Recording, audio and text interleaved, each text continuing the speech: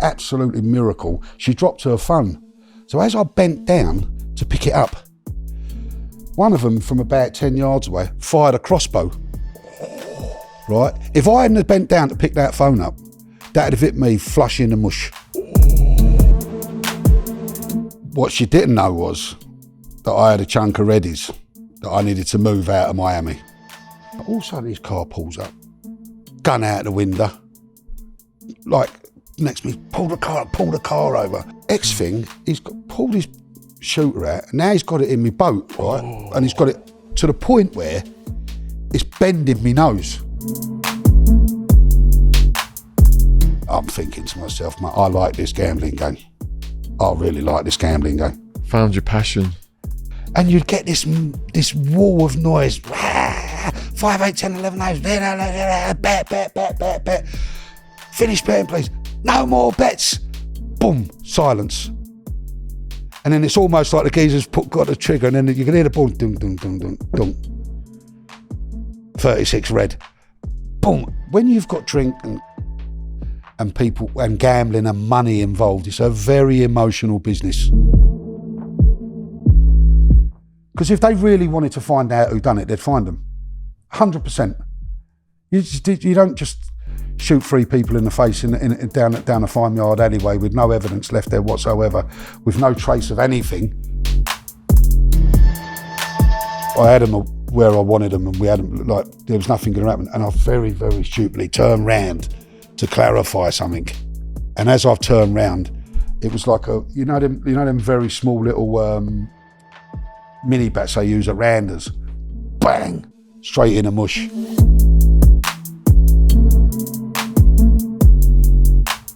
When I say this was a very colourful cast of characters, this was an infamous, very colourful cast of characters, right?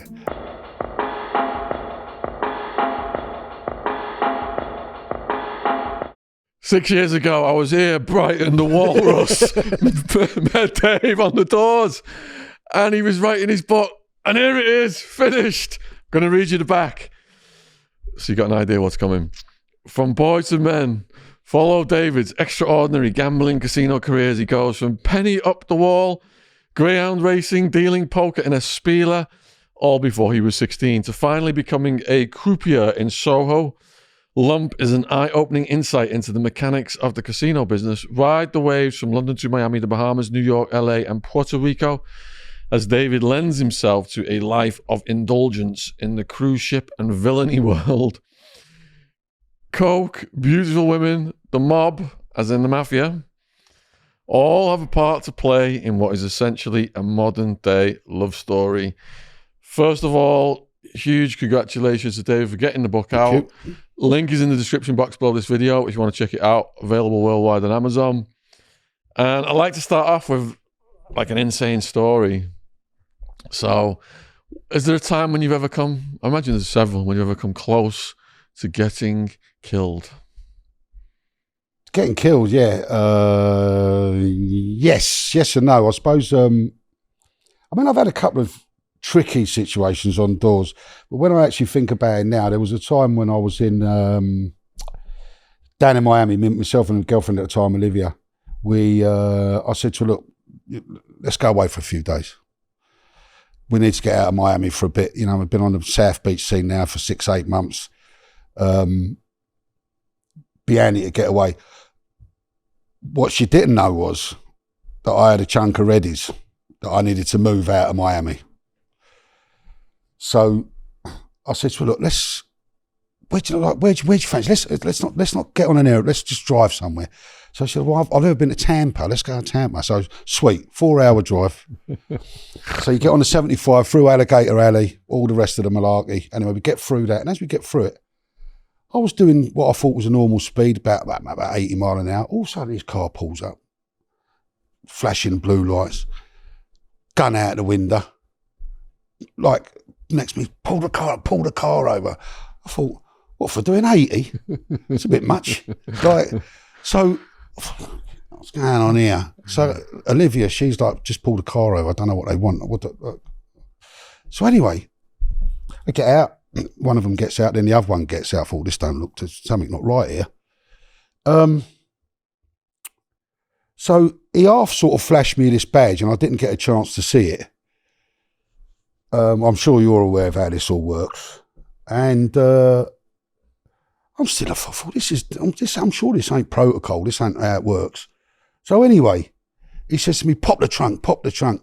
Now, if you're American, you know what pop the trunk means. I didn't know what it meant. So I'm like, do what? What do you mean? Pop the trunk? What's that mean? What do you mean? He's going, pop the trunk. And now she's looking at me like I've gone mad. So she says, the boot, Dave, the boot. So I'm like, well, why didn't you say that then? Open the boot. So anyway, X thing, he's pulled his shooter out, and now he's got it in my boat, right? And he's got it to the point where it's bending my nose. And I thought it was going to snap my nose. I thought it was generally going to snap it. And then he's pulled the trigger, not pulled the trigger, he's pulled the thing. And I thought, nah, this ain't right. And then I rumbled it, I was being turned over. And then I was like, fucking bollocks. You're fine. So now looking at Olivia, now she's looking a little bit, I can see her getting angry now. So all of a sudden, the other one goes in the boot, gets me bag with all the readies in it. He gets in the thing, and then he said something that I can't remember, and I'm sure he said Olivia's name. And now I'm getting angry. Now I'm half trying to get out of the car now, and she's like jumping on me, and I'm getting more and more angry. And I'm going, fucking, no, I'm not having that. And then he said something, and then basically I had a bruise on me boat race for about nearly a month. Like it looked like I had a broken nose. And anyway, they get in the car, drive off. I genuinely thought when I heard, when they pulled out, it's not the trigger, when they pulled out, I think, mate, I'm getting done for speeding. Anyway, so of course, as they drove off, Olivia goes like, well, what was that all about? And I went, I've just been turned over, girl. Like, they've proper done me here. And she went, what, for your clothes? Your taste in clothes ain't that good, Dave. And then I had to say to her, no, I had some money in the thing. And then she, of course, there's a general inquiry, and she goes, who are you, David? So I'm nobody. I'm nobody. And she went, right, okay. And then, yeah, we sort of, a few tears and that. And I'm getting more and more angry and more and more. So in my mind, I can still see it. Just as it's driving off, I want to drive after him now.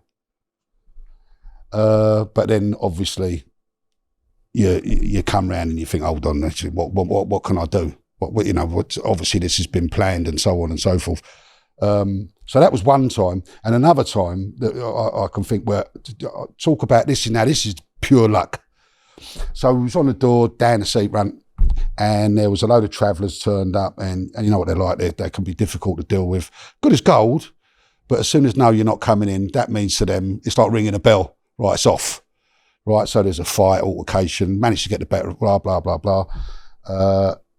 And we thought that was the end of it. Anyway, about half an hour later, I was doing something, and a couple of young ladies were coming in, and this she dropped her, absolutely miracle, she dropped her phone.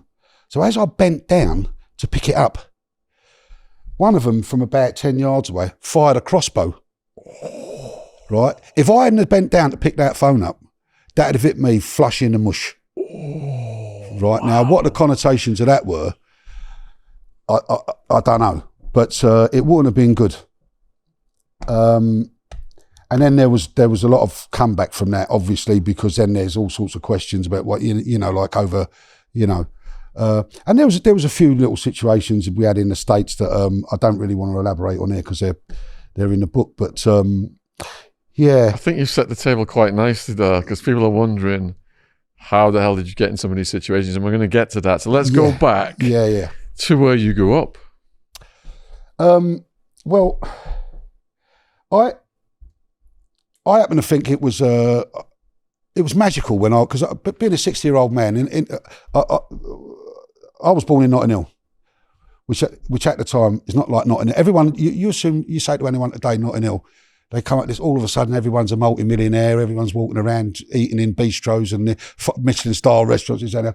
When I was growing up, it was very much it was with the Windrush generation, so it was very Caribbean, Irish, because they were almost all the houses, which are now houses, 10, 20 million houses. They were all tenements, if you like. They was all separate little.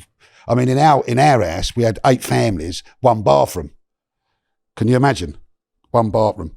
So, and 1 toilet. Right. So that was fun. So, unfortunately, I mean, Mum was 17 when we got married. And the old man was really young as well. How did they meet? Funny enough, I think it was Hammersmith Palais. But I think there was another, that's the story you get. But then, I don't know, you know what the Hammersmith Palais, you aware of the Hammersmith Palais? I've heard of it. There's events. It's gone now. But it was on the Shepherd's Bush Road. And it was an infamous dance hall. You know, I think it comfortably held 3,000 to 4,000 people. It was very well known. There used to have big bands on there, big concerts, the whole, DJ sets, the whole shebang. I think they met down there, and I think it was cemented because there was a boozer they both used to use. But the old man was a singer, a club singer. See, and men who've got a really good voice, it does sound weird to women, doesn't it? There's something weird about men who can sing. Women, they go berserk, women, don't they? Have you ever noticed that? Anyway, so cut a long story short. Only I could sing. No, 100%.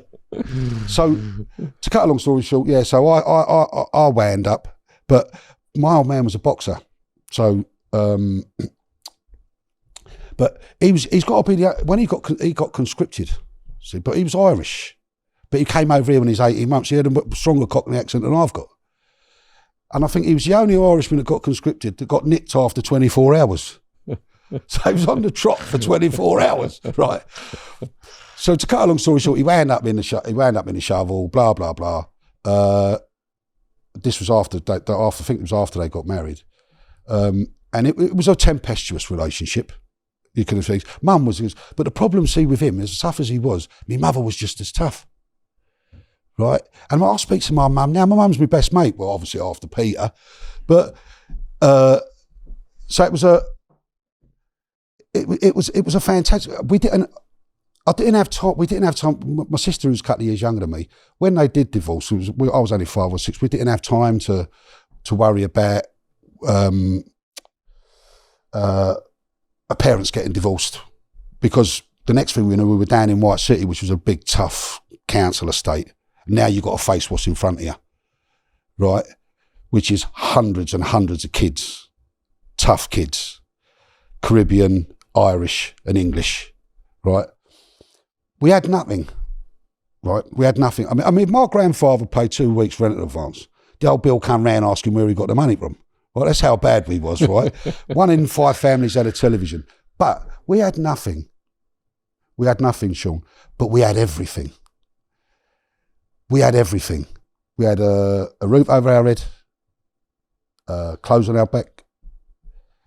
Not entirely sure the scholastic system was any good, but we went to school.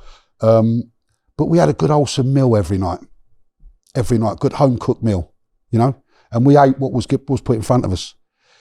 And Nan and Grandad, being from, they were only kids themselves when they came over here after the war, and. But what they taught us was decorum, manners, civility, respect your elders. And when you was given something to eat, you ate it. And you was happy, you was grateful for it. It was like, and when it was finished, Nan, I'm finished eating, I'll leave the table. Yeah, off you go, son. And off you went. Now, there was one occasion, right, where I made this massive rick.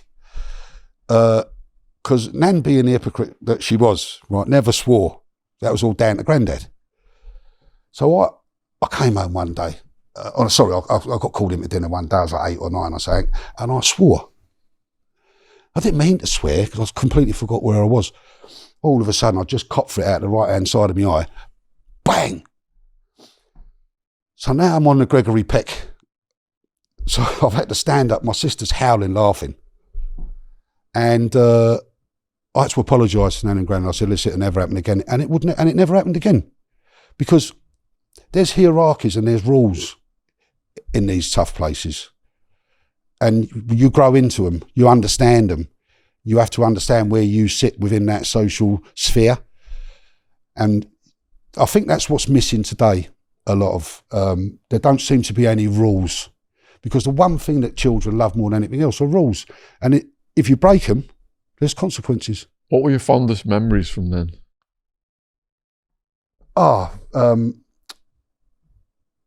Every Saturday night, Nan and Grandad would have a party back at the flat. And Nan singing. She was a club singer as well. And Grandad. So every Saturday night we'd get about 38 cans of Coke and 144 packets of crisps. And do you know what, Sean? A lot of things are made up about it. It was just a fantastic. I mean, we had 3 channels on the television. There was no mobile phones. The BBC One, BBC ITV. Yeah, and we very rarely watched the telly anyway. We had a stereo. I'll tell you what was funny. So if the kids today, they just would not believe me, right? So we had this old stereo, little box thing, right?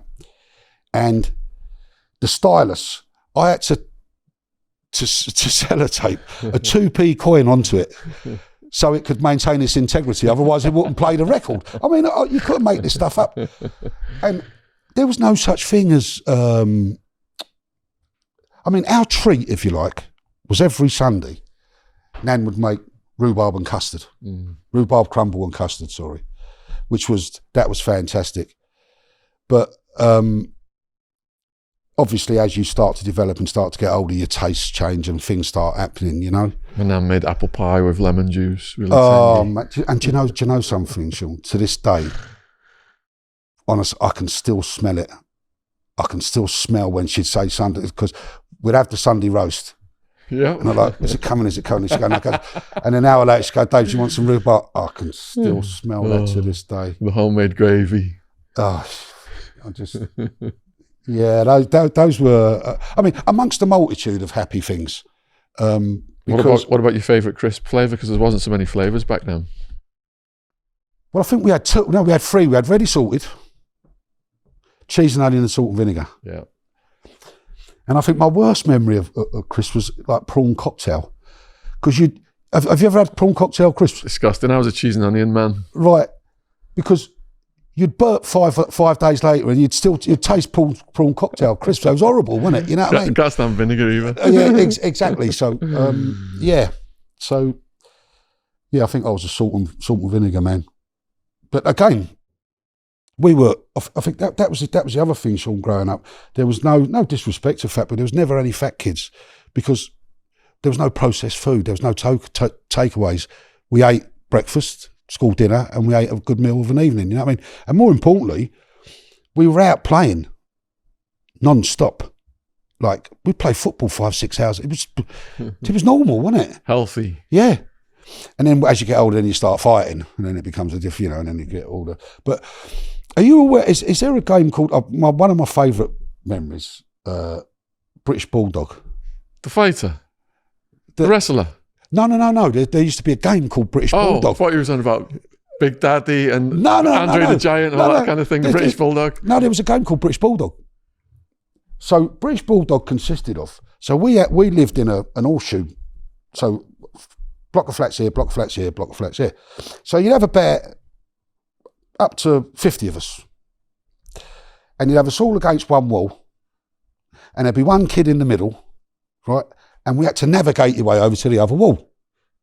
Whilst this kid in the middle had to tackle someone, right? And when he tackled someone, there's 2 of them. So now you have to get from here through 2 of them. And then they'd tackle 2, and then it was 4 of them, right? So now, but it wasn't like it probably is now where you tap them on the shoulder and get nicked for, there'd be all health and safety officials. Can you imagine? And the last kid left was the British Bulldog.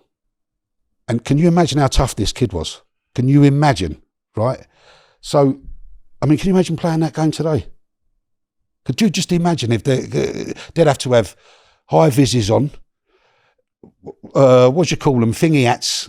Parents would have to sign disclaimers, waivers. 100%. There'd be all sorts. There'd be lawsuits going on. I mean, that was one of my favourite, because you had to be sneaky because I was small and skinny. You know what I mean? But then a couple of years later, as you start getting bigger and all that, and you can get a little bit airier. And so when your parents split, what became your living situation?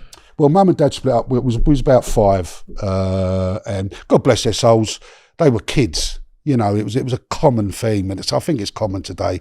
Mum was 17, 18. You know, it's about like, can you imagine if you've got a daughter, she came up 17 and said she was getting married and she was pregnant. I mean, you'd like... That's what my parents had me, shotgun wedding. Right, okay.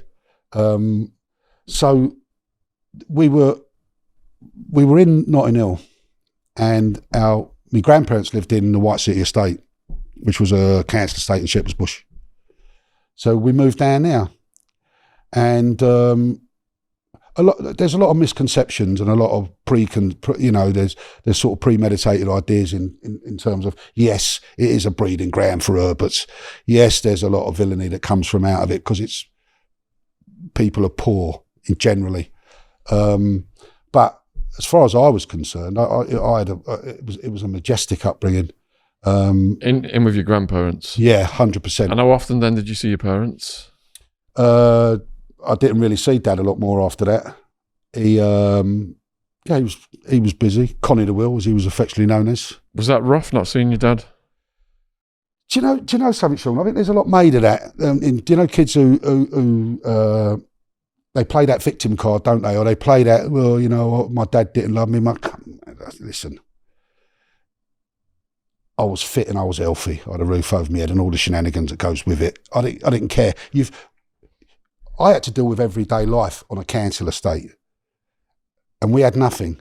And there are a lot of kids who are trying to take that nothing that you've got from you. So now you've got to learn how to defend yourself. But no, it didn't. No, because my nan and granddad were angels. They gave us everything we really needed. But I was too focused on making sure I got home from school every day, if you like. You know what I mean? Fully dressed. Because, do you know, because it didn't... Because I think there's so much made of that when people go through divorces and it gets silly and nasty that there's the blame game, there's the victim card. The impression I'm getting is it was rough and tumble on this estate, but you were not lacking in family love. I mean, how could you not be? It was... I mean, my granddad was quite a respected man on you. Says a big lump of an Irishman. You know, no one messed around with my granddad, right? Did you see him in action? I did a couple of times, yeah. And he thought, oh, right, I can see, I get it now. Do you remember what that was over? Over nothing. And they like most arguments. And it was a case of, and the funny thing is, Sean, he was a drinker, the old man. He loved it, so-called my grandpa. He loved the lighthouse, he lived in a boozer. Not once ever, never raised his voice, never had the threat of violence, certainly not towards me and certainly not towards my sister. If ever we got a belting, which was occasionally, it was Nan. You know what I mean? But I was clever by that stage. I used to have it on my toes over the balcony. You know? What was his job? He was in the building game. I mean, when he first came over from Ireland, it was after the war. So Nan went to work she was a dressmaker by trade, so she went to work in the East End, in the sweatshop for the Jews. In the sweatshop, sorry. And Grandad, he was a milkman. But these were in the old days when they were horse-drawn carriages, right? But of course, Grandad, of a Friday, they got paid weekly, right? Now, he could forget, right, that he'd had a few quid and he'd have maybe 1 or 2 more Guinnesses than he should have had. So the horse used to make his way back to the yard by itself. Right, he'd come out champion lag boat, like, where's the horse? And then work it out, and then you know. But I think he had a good relationship with his. He must have had, because I think, and given that if you had the same sort of circumstances, you'd be sacked, wouldn't you, for dereliction of duty or whatever it is. I don't know, but yeah. But I think he was, as far as I can remember, it was something to do with a building game, because he was a carpenter. He could. It was weird. He could turn his hand to anything. And I'm thinking, after the war in England, there was plenty of work. If you was a tradesman, I mean, London needed to be rebuilt, obviously, because of what the Germans did. But I don't think he was ever found wanting for work. So as a young person then, who were your best mates? My best mate was a kid called Liam Murphy. I mean, I nicknamed my Liam Murphy. You couldn't make this stuff up, could you? He was probably my best mate. But do you know something, Sean? I don't know how it works these days with mobile phones and computers and this digital world they all live in, because we didn't have all of that. But there was loads of us. Like when we played football, it'd be about 25 a side. So that's honestly, and that's why you never pass, because if you pass it, you might not, because we might not see the ball again for 2 weeks. So we had all of these. It was just, I don't know. It was just, I count myself as really lucky, but it was always an inner circle, and I think I wasn't a loner per se, because when we get into about my gambling and how that's all started, I found that for me, it worked just by being by yourself. Not being by yourself, but... How old was that? I was old then. I was about 8. Gambling at 8? Well, are we going to touch on that now? Yeah, go for it. Right, so I'll tell you, so what happened one day, I was about 7 or 8, coming home from school, and I don't know if I don't know what they've probably got another name for it now, but it's called Penny Up the Wall. But anyway, there was a great big firm of kids round this corner, and they was obviously playing some game, but they were a lot older than, but they were like, I think they were from secondary school, and I was like, what's going on over here? So being the inquisitive type, so I had a little bit of a nose around, and they were playing Penny Up the Wall, and I didn't look at the mechanics of how it worked, so I started to watch what all the kids, what the kids were doing. What's going on here, right? So I started to watch body language, mannerisms. When there was a result, whose coin got nearest to the wall, who got the readies, but more importantly, you was always on the cusp of violence. Always. It was always there or thereabouts, you know what I mean? Because my penny's closer to the wall than you're closer, blah, blah, blah. Anyway, so I'm standing there for about 5 minutes. Next thing, the kid that always won the British Bulldog, he's now in a contentious argument with this other kid about my pennies closer to the wall. Now, there's about 30 pennies. Now, in 1970, this was a lot of money. Well, I didn't know what money was then at that point, but I know it was a lot, because it was about 15, 16 ice creams. So I'm standing at the back, so he says, "Oi, Dave, come over here." So he calls me over, he says, "Right, whose penny is nearest to the wall here?" Right? But what they didn't know is that I'd befriended this kid, the bully, right? Because when it was my turn as captain to pick the football team, I always picked him first, and he was the worst footballer. The worst. He was shit, right? But I always picked him first, and he liked me for it. Now, I picked him first for lots of different reasons, and the advantageous side of it was if we ever got in trouble, he looked after us. So, upstairs for thinking, downstairs for dancing, you know the rules. So the next thing, I looked down at this thing, and I thought, oh, the other kids might be a little bit closer. I look up at him, and he's looking at me now, you know what I mean? I look down again. Now I look up at him again, and I'm like, yeah. And it's the kind of look as if to say, I'll give you the nod, but I want my cut of the action, right? And he's looking at me, and he's giving me the wink, and I went, yep, 100%, this is. That was the end of that. On the QT, he's given me like 6 coins or whatever it is, and he's jogged on. But what he's done, I'm now left with all these other kids whose money he's took, right, that are not happy, right? So now I have to navigate my way out of kids who are much bigger than me, right? So in that one my very first experience of a gambling scenario, I learned 3 really, really important things in life that have stuck with me ever since, right? And you can transfer these skills to anywhere you want. So the first one was recruitment consultancy, i.e.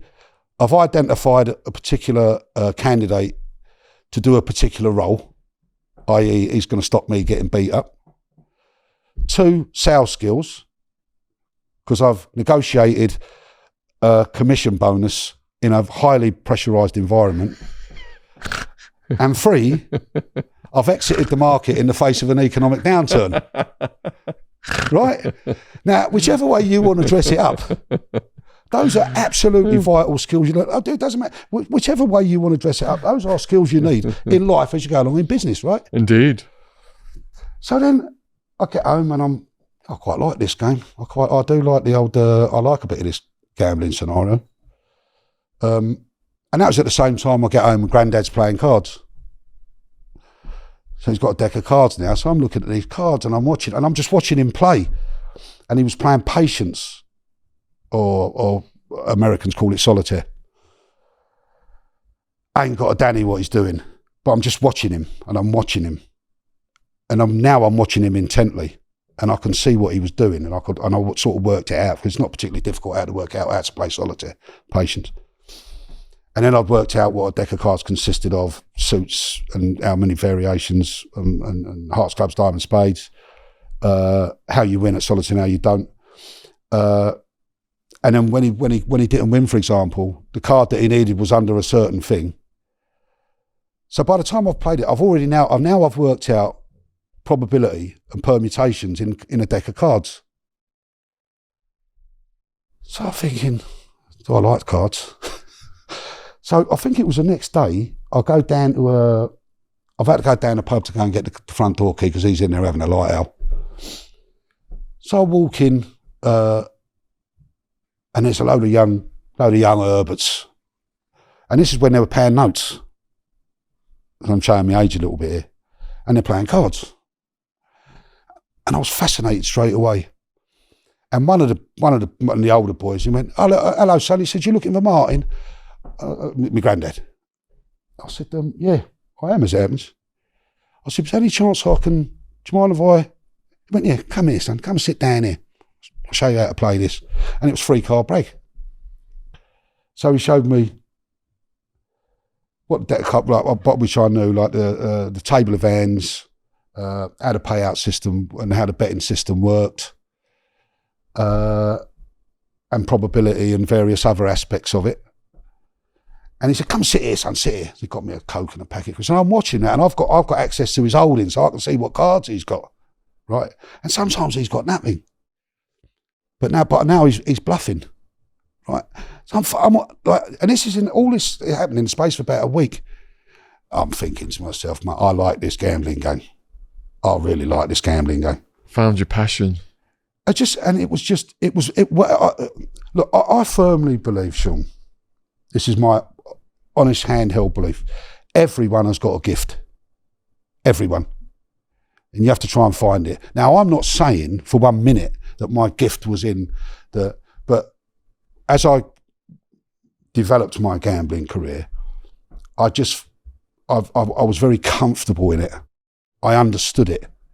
But the most important thing, like anything in terms of business, don't people worry about the mechanics of how the game works. Poker, for example. You've got mathematicians now. You've got physicians and all sorts of people playing it on the laws of probability. But the most important thing about poker are the people that play it. Because yes, you are playing against the hands, but half the time you're playing against the people and what they're like. And it's all about appetite for risk. So that body language as well, then, reading people. 100%. 100%. You know, all right, you'll hear a lot of poker players. There's no such thing as a tell. But whether there is or not, I don't know. But, I mean, you've been in some hairy situations and so have I, you know, and if you look back in it, you know, sometimes you've just got that guilty face and that they can see it. and they know you've got it. They're not going to get you to admit it, but they know it's you. And it was the same in the gambling scenario. So I think that's when I found my calling. How did that evolve in your teen years?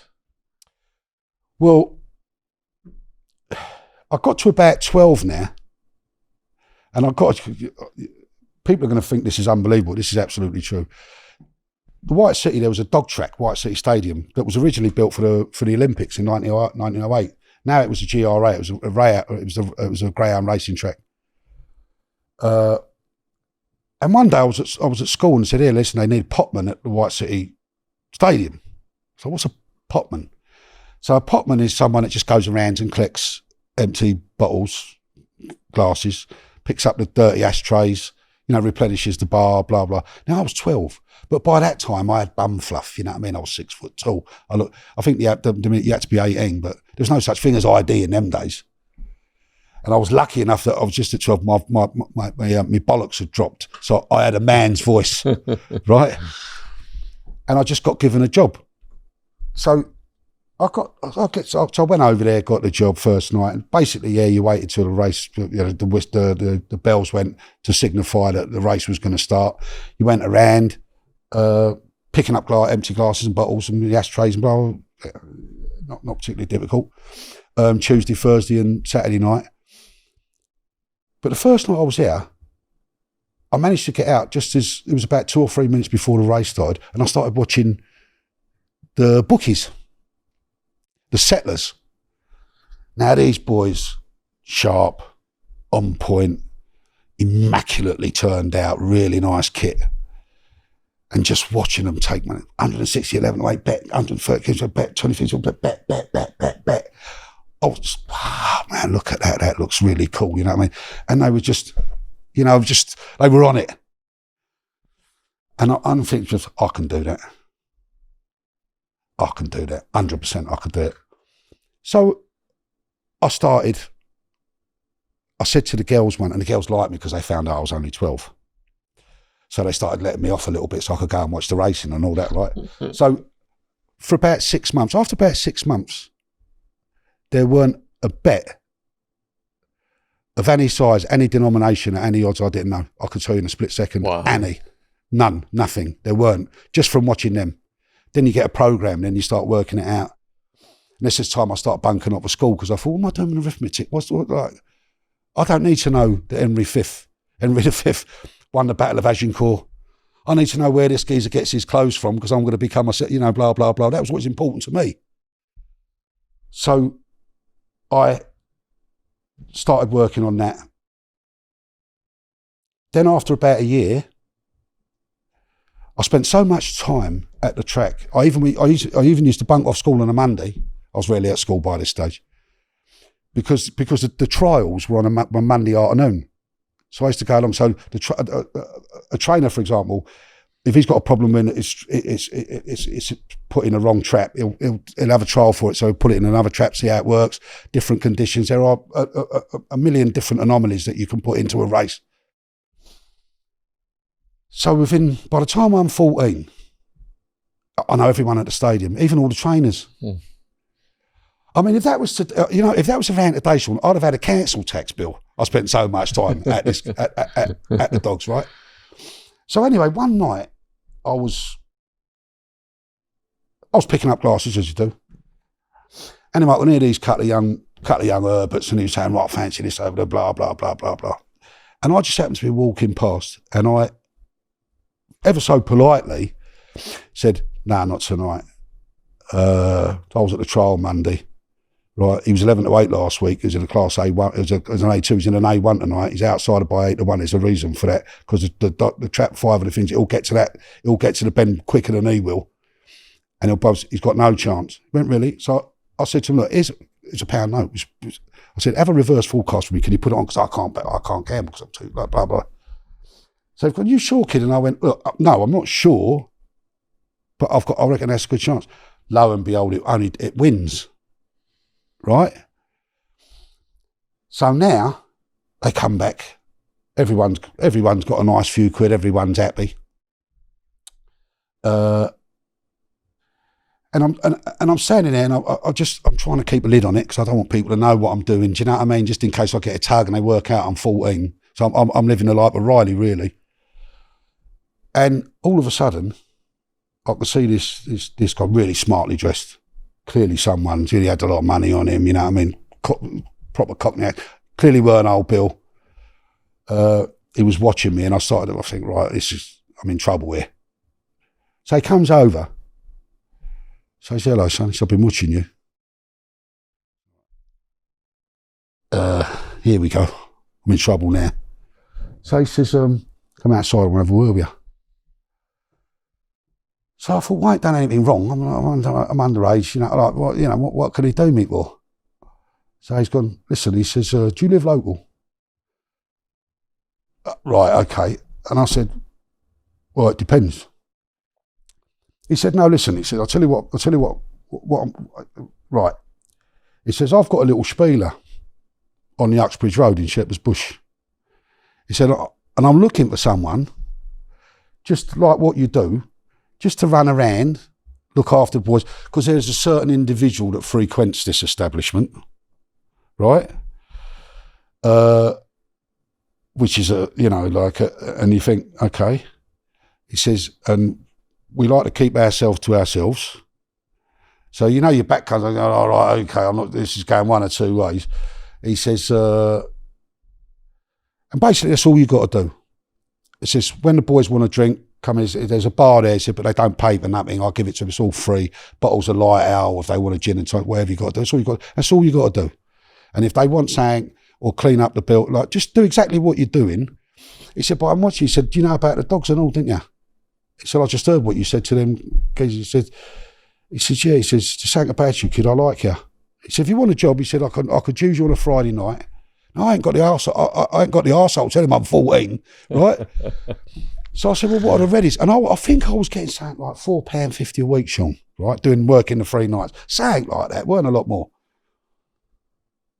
He said, I'll give you a fiver, or a ching as he calls it. So I'll give you a ching.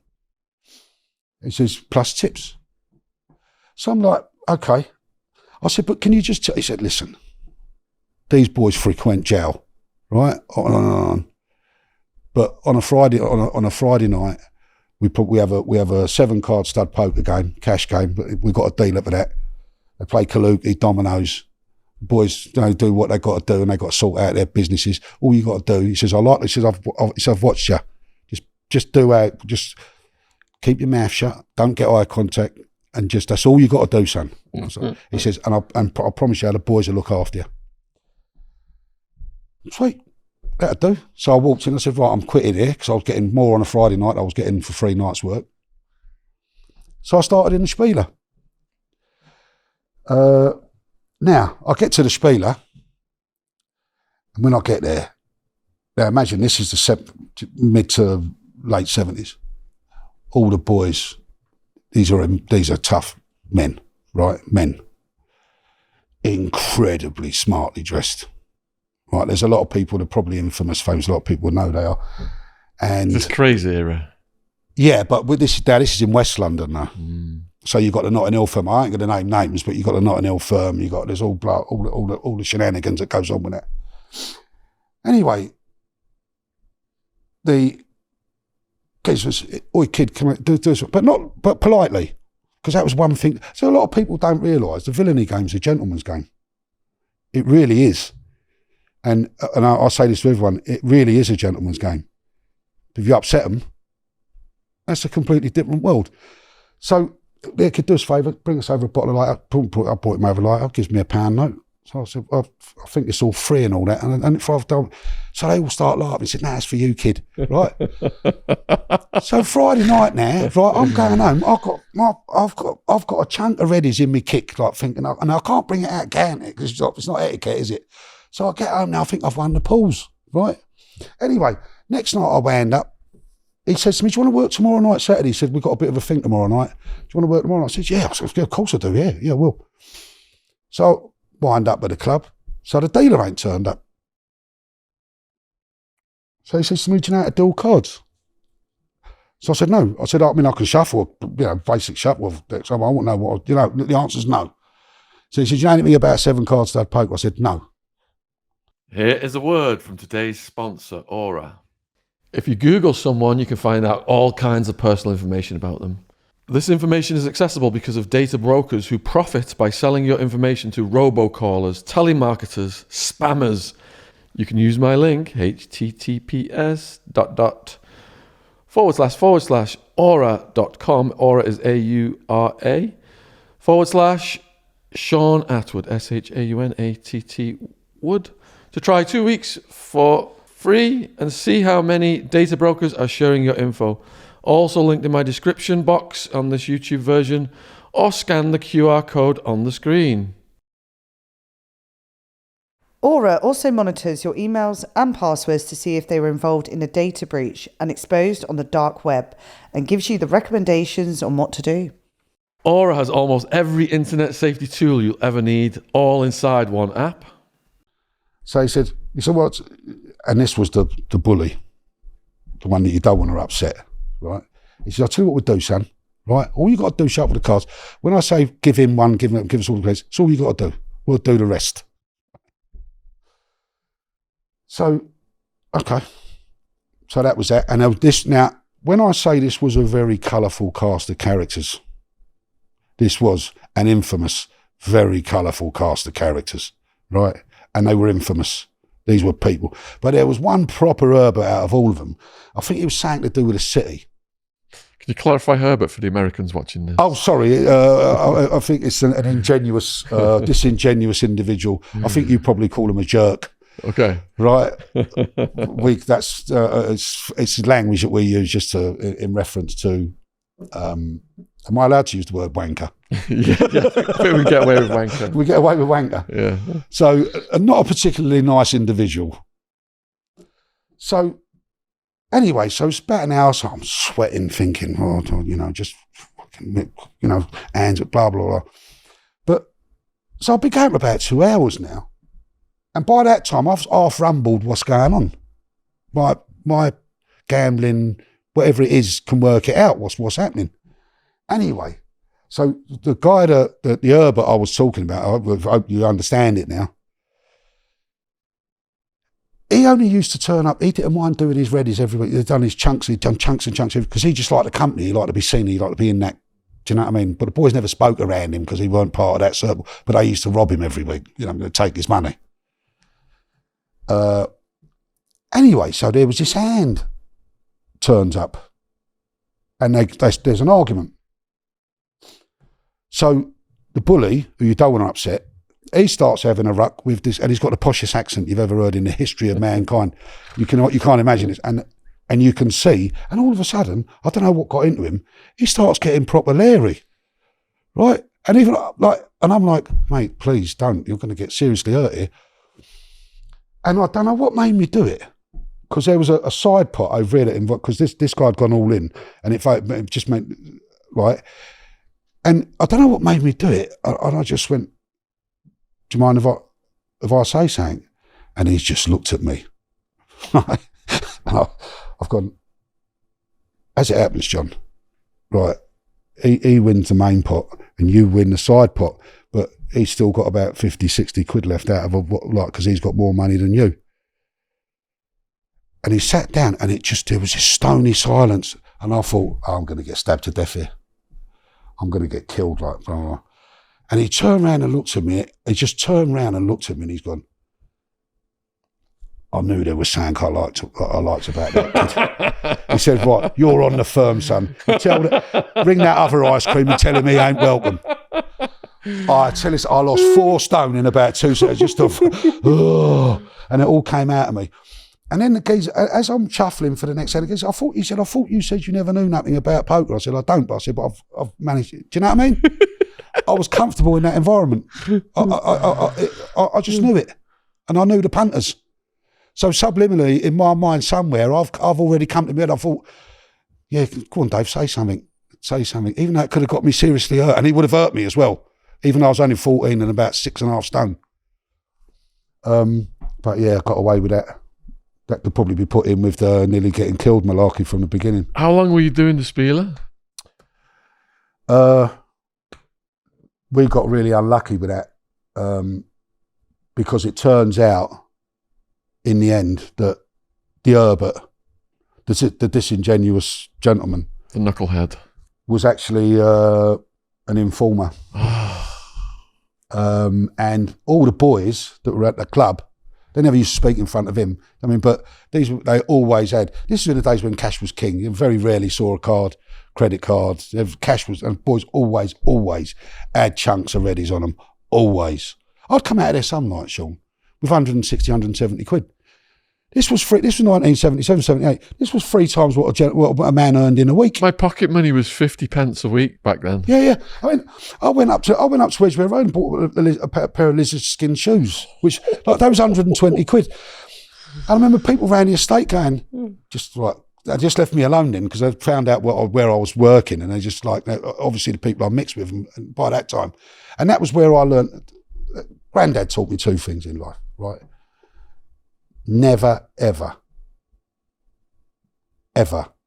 ask any questions. Keep your mouth shut and just, that's how it works, right? That's it. Don't ever volunteer any information to anyone about anything. And that's how I've lived my life. And so I've always that from, it was also, you could say, that's how I learned that just do everything yourself. Can move stuff yourself, you can get to, and then there was another, we'll call him Tommy, who was the card player. Geezer was sharp, you know what I mean, he very rarely lost. He was making a lot of money out of that game on a Friday night, and he took me under his wing, and then he asked me to start doing a couple of things with him. He was the first one. He said to me, listen, do you want a little job? And I was like, oh yeah. He says, I need that bag to get to Brighton. So I said, all right. So he said, do you want to know what's in it? I went, do I need to know what's in it? It's like, no. He says, I knew I liked you, kid. So I jump on the rattler, I get to Victoria, I'll pay a £5 or whatever it is for a kid, do you know what I mean? Blah, blah, blah, blah, blah. And go down. It could have been donuts for all I know. But I get weighed in at Brighton, I get weighed in when I come back, and I had a nice little life. But anyway, so it turns out Mr. Posh, working in the city, he'd bubbled and lollied all the boys. And then one night we was on the thing, and I think this was my very first experience of the old bill. Next thing, the doors come flying in. Like literally flying in. And this was in the old days when you could have a proper dust up with them. Obviously I was too small and too skinny, and there was no quarter given and no quarter taken. You know, they nicked everyone. And they were like, one of the geezers comes over and says, you're lucky, Moynihan. We know you're only 15. So we can't be bothered with the paperwork. Just jog on. So that was the end of my spieler career. I might have been touching 16 now. About time I was, but it might have been the last year at school. Yeah. So were they all gone? They were incarcerated at that point, and you didn't have any more dealings with them.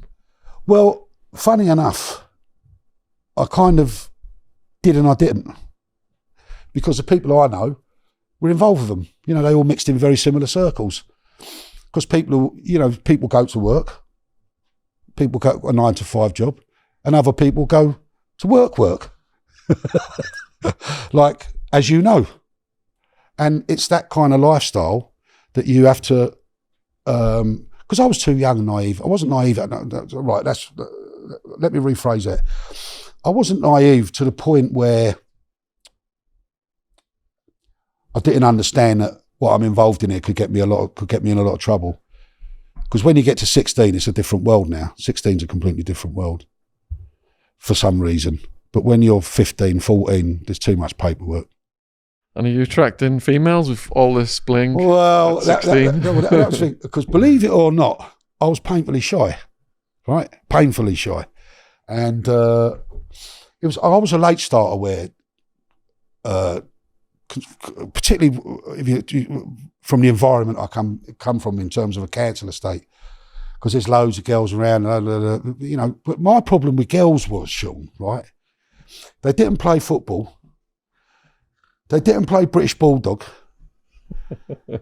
They didn't play penny up the wall, and they didn't play cards. So what am I going to be doing with them? But it's only when you get 14 now. We've all been through this. Every man on this earth has been through this. When you get to 14, things start happening to you downstairs, right? That are just uncontrollable. I don't know if you remember. So all of a sudden, you're at school, right? Or one of the few times I was at school, and you think, right, I've got this big game Saturday, right? Blah, blah, we're going to meet the boys and we're going to go blah, blah, blah. And then all of a sudden, you've got this hard-on that you have no idea what it is. And it hurts. And I wasn't, I hadn't discovered, can I say, I hadn't discovered wanking at this point, right? Because I didn't know what girls were for. I didn't.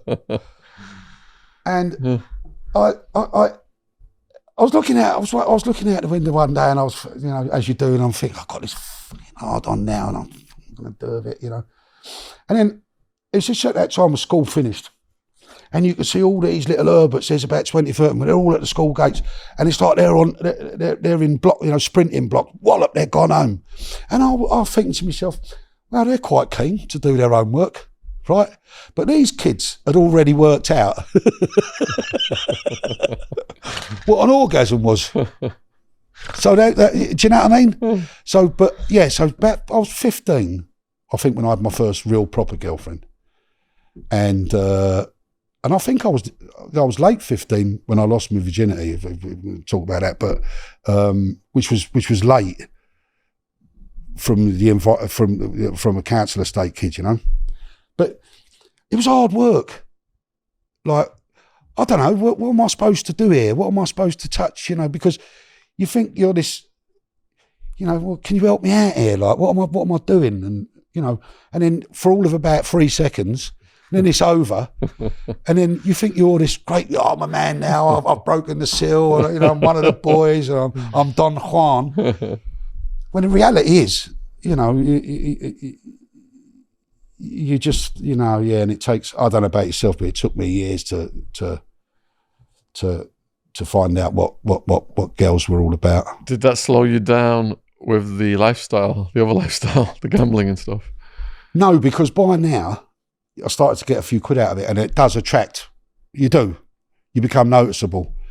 But it was at this point then, because people start wanting to know you then for different reasons. They don't want to know, he's Dave Moynihan, the footballer, or he's David Moynihan, whatever you are at the time. They realise that you seem to have a lot of reddies around you all the time. Do you know what I mean? Like, so there's always the potential for a party. And, I'm not saying girls did it, but I was a very skinny kid, and then from between 15 and 16, I just naturally just started to develop as most kids, as most boys, well, a lot of boys, most boys I think do. My back started broadening, you start getting shoulders up, you know what I mean? And then you start getting a bit of female attention. Were you watching any Stallone or Schwarzenegger back then? I can't. I don't think.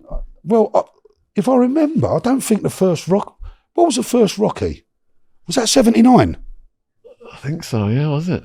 I was 16, I think. Yeah, because that swept the country, didn't it? Well, it swept the world. Yeah. That's a fantastic story. If you listen to Stallone's story, that whole, he wouldn't sell his book. How he did it. Yeah, the whole shebang. Did that inspire you? Were you doing fitness or anything? Yeah. There was. I had some pals of mine that were fantastic boxers.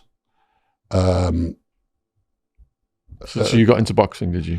I went a couple of times before I realised I didn't have a chin. You know what I mean? Don't get me wrong, I had an hammer for a fist, but in boxing you need to be able to take a punch. And unfortunately I had a glass chin, so it wasn't for me. But by that time, and then I'd got into training then. And then a couple of pals of mine were in TA, Territorial Army, and then there's a couple of pals out of the estate went into the army, because that's what they were for, a lot of council estates up and down the country, wherever you're from, Scotland and Wales particularly, because they've got very little chance of a career, so that's where they tend to get the soldiers from. And it's the same with council estates. It's just a natural thing, because a lot of us left school with nothing, like myself. You'd literally, because I wanted to be in the gambling world, and I didn't think anything was from school was going to get me there. So Were you thinking about getting your own place? Yes and no. But I had to like O'Reilly, Sean. Because by now, Nan and Grandad, I could come and go as I pleased. And it was where I lived down one end of the flat and they lived down the other. I might not see them for weeks, months, you know? And then you start meeting girls and you start staying out places, and then all of a sudden you get a little bit leerier and you start staying in hotels and this, that, and do you know what I mean? And and then I was very young, and I wasn't far away from going to Miami the first time, so no is the answer to that, and a long-winded answer, but I had the life of Riley where that was concerned. So how were you making money in your late teens? I was playing in a free card bag game on a Friday.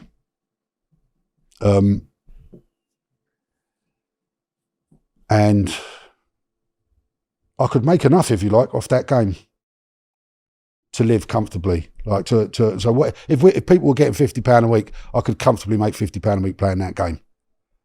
Easy, right? Because it's such an easy game to play, and you play against the boys. You give them enough drink, and this is in the days before cocaine, so you can get them pissed really early. And they literally gave you the money, you know. And I was at the Dogs a lot, and I'm not saying I was a professional gambler, not by no shakes of the imagination, but I won more. I could sustain a living gambling at this point, which was enough that I didn't really have to work, if you like. Getting a job on the bags. I became a settler. I was one of the boys that worked the bags, or because that was where they put the money. So you'll have the board with all the dogs on it. And as they were taking the money, they literally, blah, blah, blah, they just put it in the bag.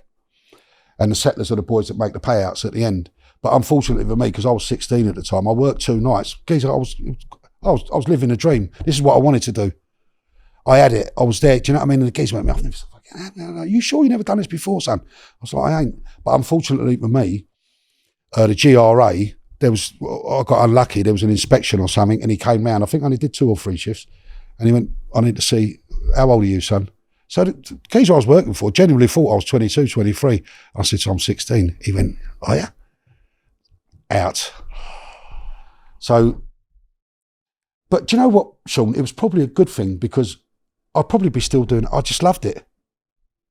I loved it. It was what I was, do you know what I mean? I could do it. It was easy. I was comfortable doing it.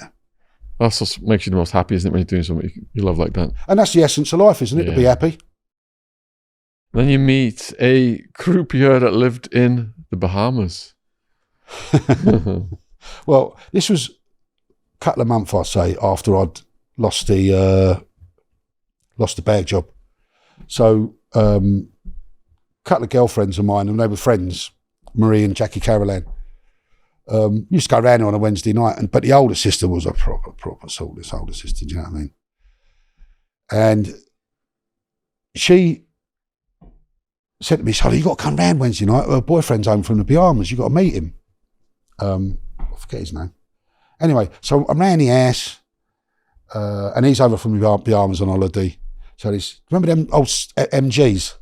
Remember the old MGs? Vaguely. The British racing MGs? Yeah. One of them turns up, soft top, this uber good-looking, smooth-looking, my first thing of Ray-Bans, gets out of the car.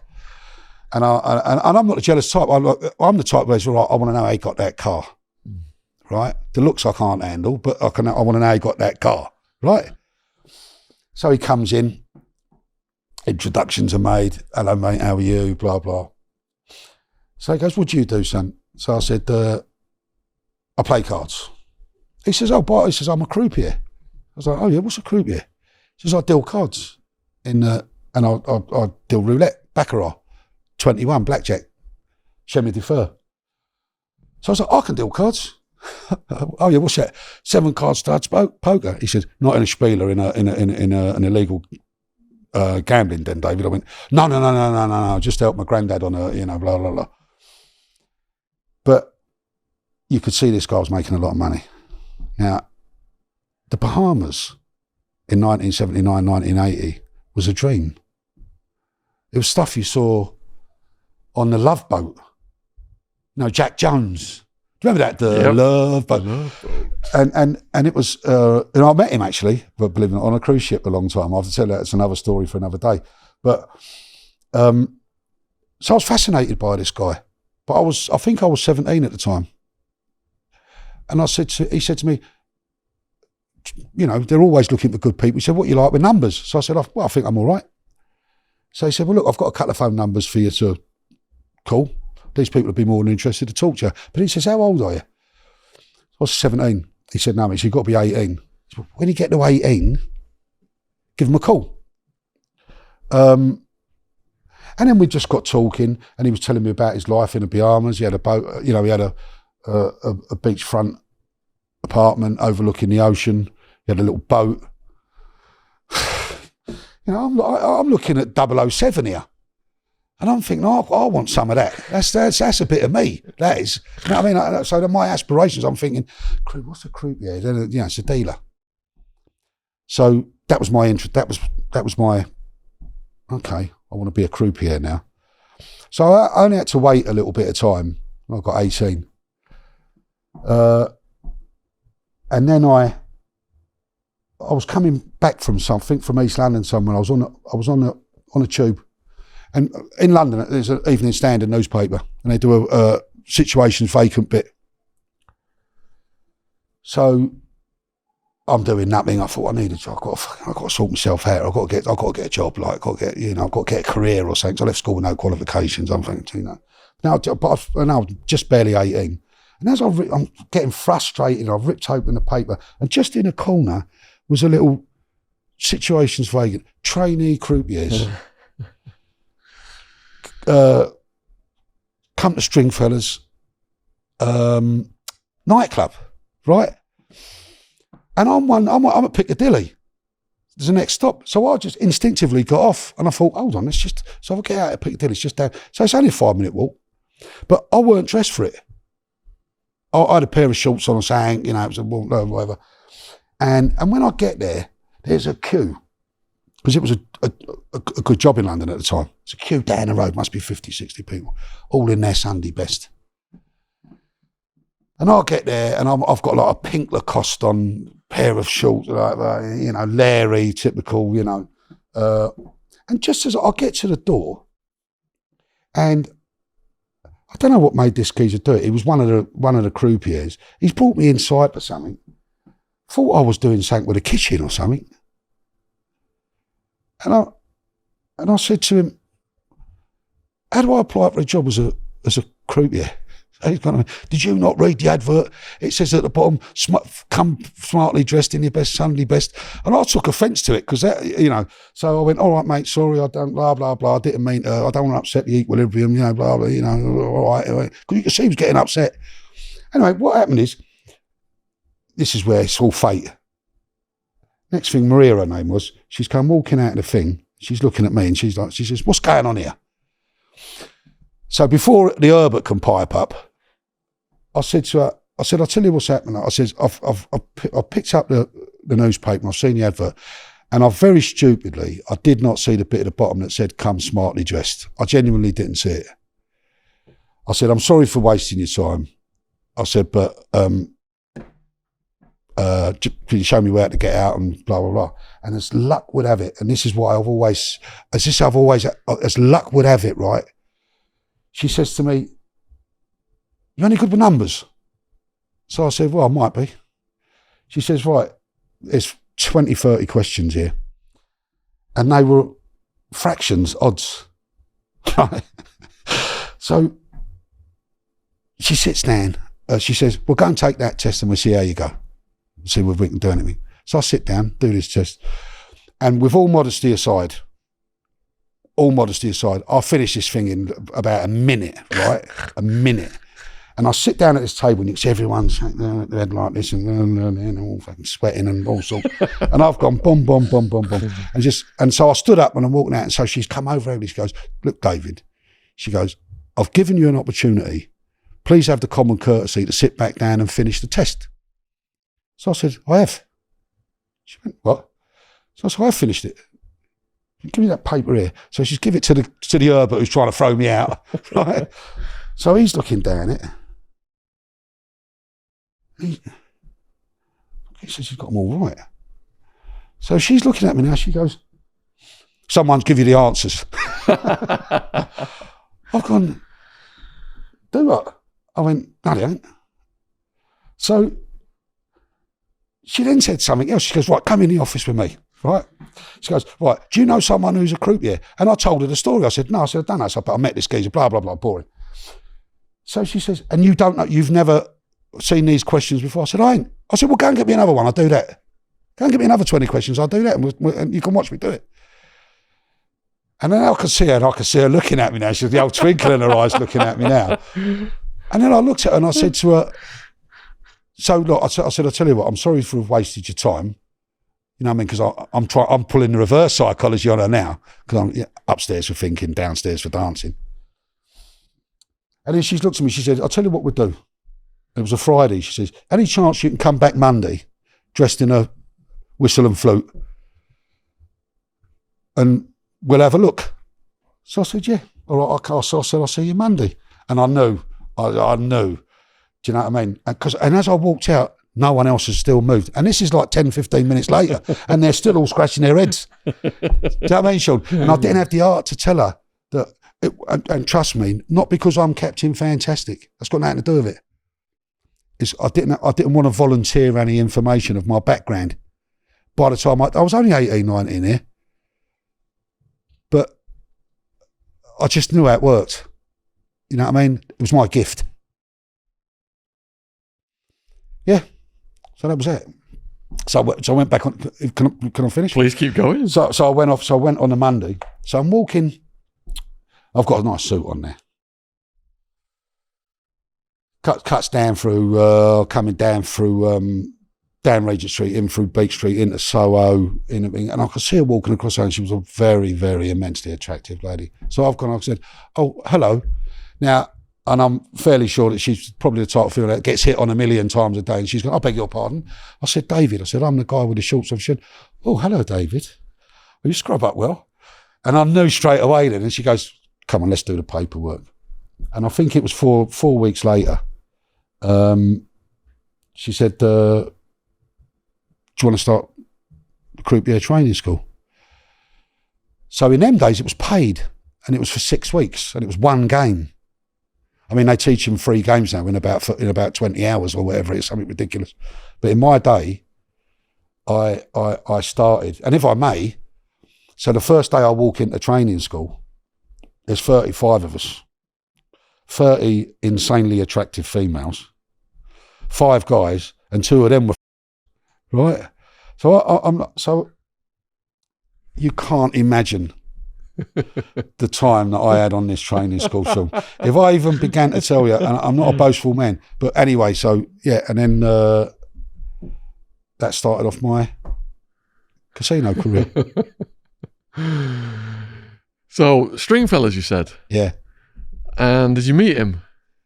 No, no, I never know. No, it was funny as well because the standard of, I think it was they employed 1 in 99 females that applied for a role at the time. At one point, for example, the Ritz Casino had 4 page 3 girls working there, 2 dealers and 2 waitresses.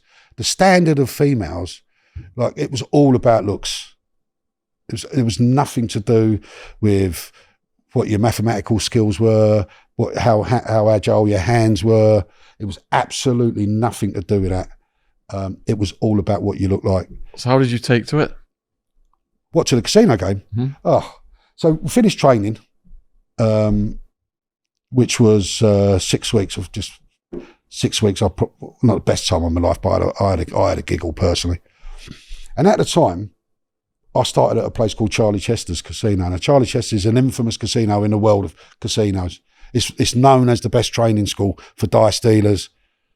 You'll find that every single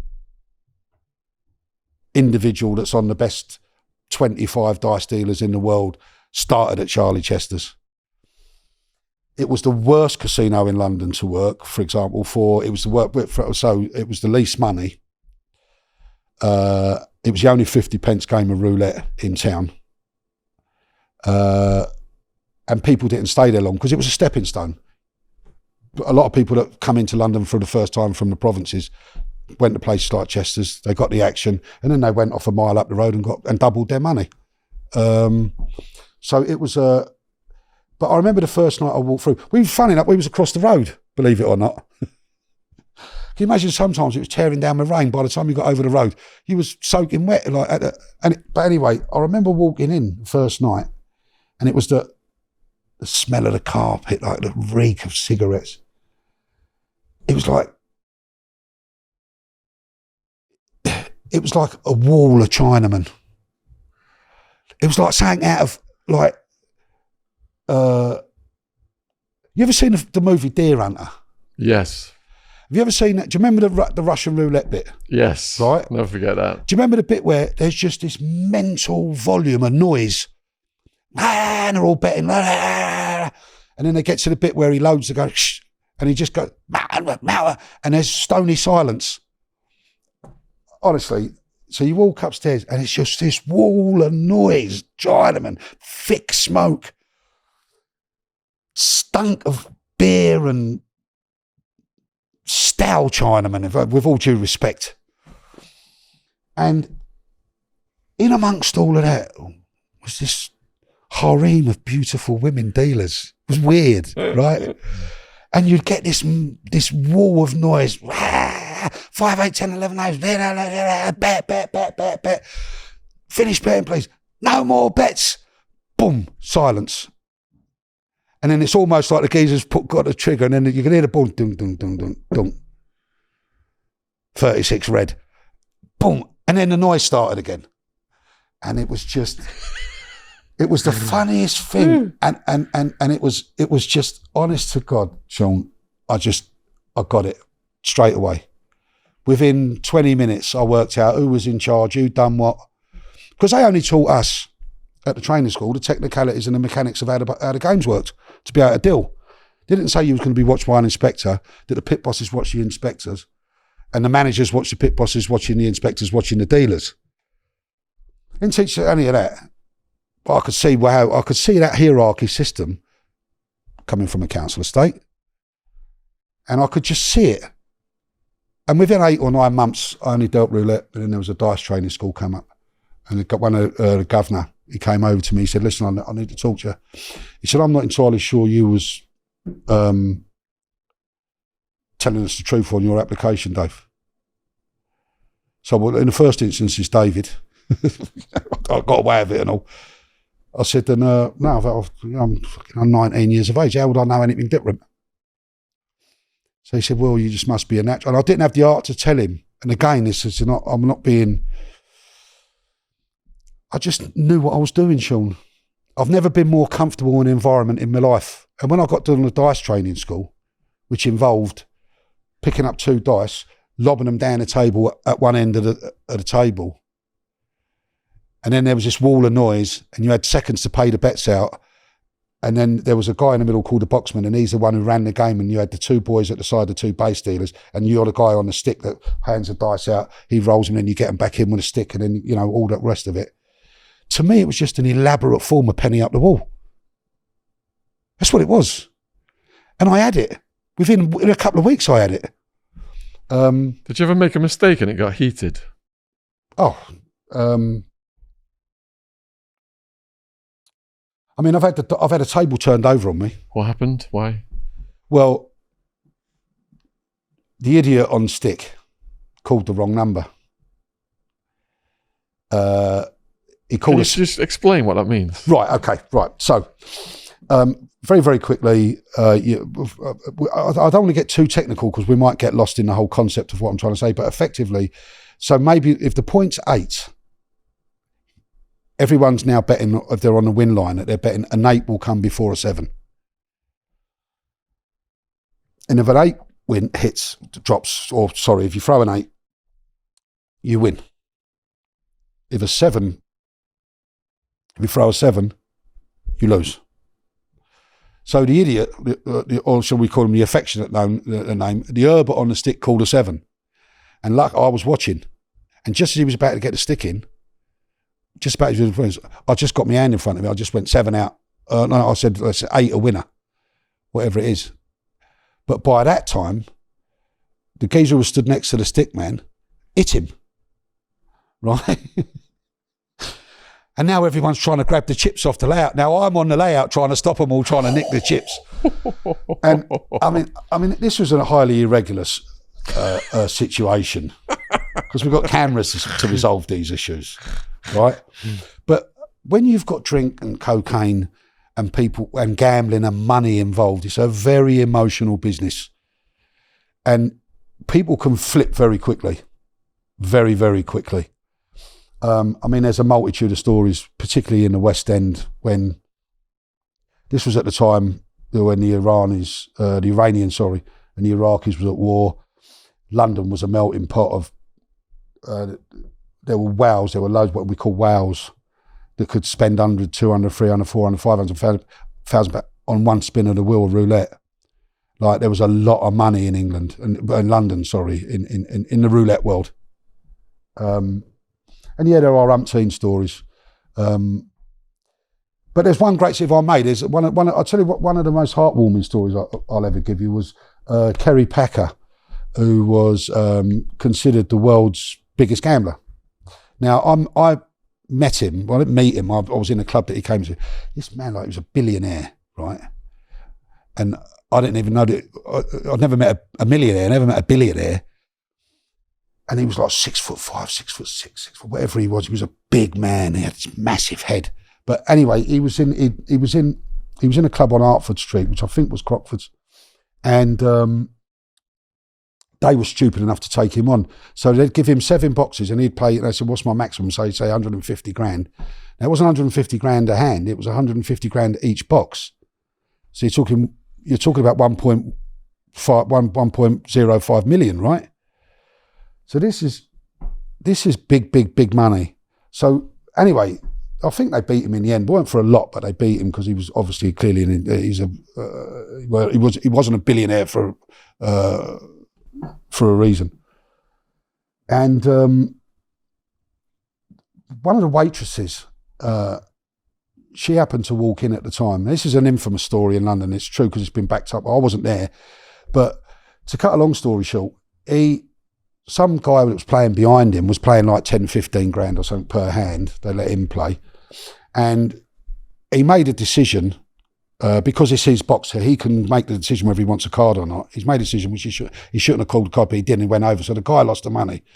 And at the time, the waitress was bringing him a drink or something. And this guy started letting the waitress have it. Like really, really having a go at this waitress, calling her all sorts of names, right?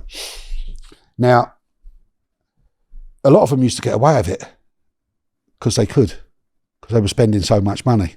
There's no such thing as security in them days. There's no such thing.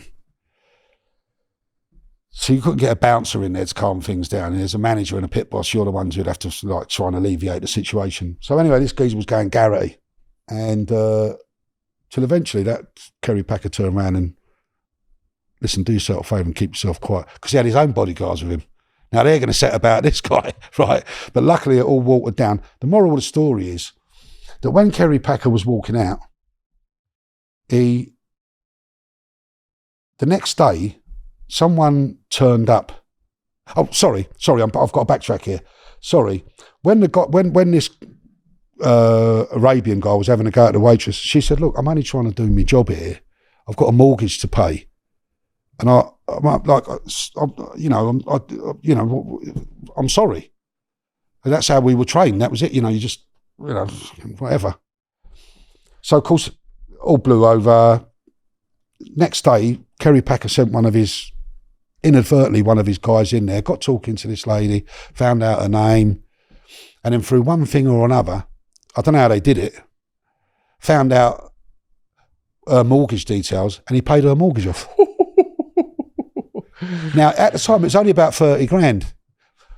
But today's equivalent would be $500,000, I suppose. And it wasn't like, but it was like a week later because she came into work and she was like, I don't know what's happened. She goes, but fucking, I got my mortgage deeds this morning. Imagine that. How did he make his money? So I was my girlfriend at the time. Get a job as a waitress there and upset him. How did he make his fortune? He was Australian, and he had it was through the media, and he had various. I thought I'd heard that name. TV channels, yeah, because his son James, I think he married someone, didn't he? Quite infamous over here, one of the goldsmiths or someone like that, and he runs the because he opened up a massive casino in Australia, which they call Asper's, and it's on the Gold Coast. I think it's Queensland. I could be wrong, Sean. Don't quote me on that. But yes, they have financial interests in various media outlets and television channels and all sorts of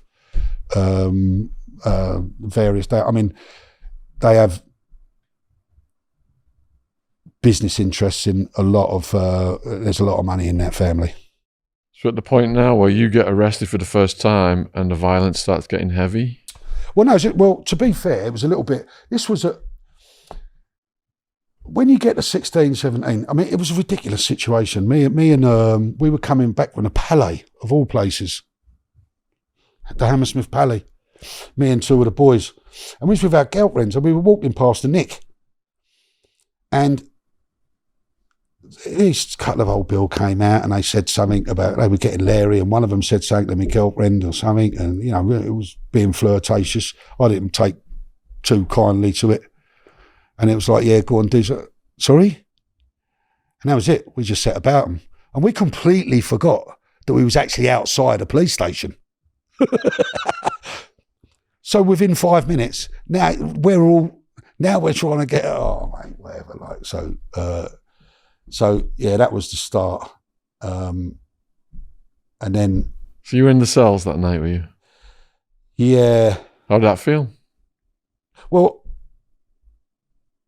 I like my liberty, Sean. I think I'd take being skint and proper on the penny and having my liberty over anything. And you know this more than anyone. If I can reference it, and it kind of, I thought, yeah, I'm not too sure about this. Whether. You know, I've got pals of mine, don't you? Like, you'd see them up, they're going off to court, for example, say, you're right, son, yeah, I'm up for so and so. What do you think? Oh, I'll probably get a 4 or 5 custodial. And, you know, and they brush it off like hazards of the occupation, mons, you know, hazards of the occupation. Not for me, mate. What were you charged with? Assault, GBH, ABH on a police officer. And something else.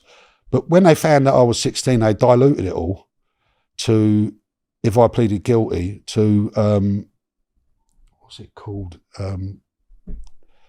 Not disturbance and disorder. Something along them lines of general, disturbing the peace. Disturbing the peace. Thank you. There you go, mate. Yeah, something like that. And I ended up in court that Friday and got a £5 fine. But you had a taste. But now I liked it because I hit a policeman.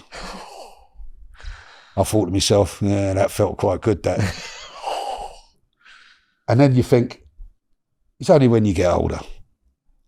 And then you realise the error of your ways. You know? And you start. But you look at the time, that's how it was. So, Soho, what shenanigans happened there? Well, look, I lived on top. Well, coming from Notting Hill, I could walk to Soho in about 10 to 15 minutes. But it was a place we never went because in amongst all this was in the days when they had all the sex shops. You know, they'd have the girl at the top with and the shenanigans that went on. Like you get. Is this the 80s? This is the 80s now. This is the early 80s. And you get a guy would come in, one of these, you know, on the pretense of seeing a strip show. get them downstairs.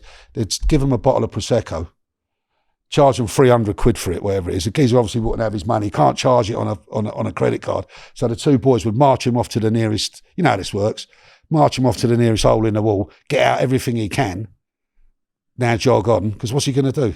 We did a podcast with a guy called John Lawson. Do you remember that one, James? And he was it Turkish mafia in Soho? They were doing all this kind of stuff. This is, and they were making fortunes out of it. And you know what? You'd get repeat customers. It was like they liked it. It was like, did you not get the first time when they was going to destroy you? You're like I don't know. And then the funny thing was, you'd meet a girl outside the business, and she'd come up to meet me, and you'd meet on a corner, and then a couple of the working girls would walk past, clearly working girls. Hello, David, how are you? You're right. And she'd go, the fuck, what's going on here? How do you know them? Hold on a minute, hold on. But the underbelly of Soho, and this was at the time, it was run by gangsters. It really was. Right? We all know that the gambling clubs, there was a proliferation of them run by certain gangsters that are famous. Everyone knows who they are. And there was still that, a lot of, even in the early 80s in Soho, you could get anything that you wanted. Anything. And that was when the first time I ever come across, because I didn't know what it was. Let's call it white. Sorry. It's okay. That was when I come across the white. Please excuse me. Because I had no idea what it was. I don't think anyone did, because it was something that the wealthy used in the beginning, because it wasn't within the realms of what we earned as, the average person couldn't afford to buy white stuff, Millionaires and rock stars it started with, didn't it? And dentists, was it? Allegedly. Yeah. But Soho was a magical place in terms of the shenanigans that went on. Like, it was everywhere, and it was frequented by real gangsters.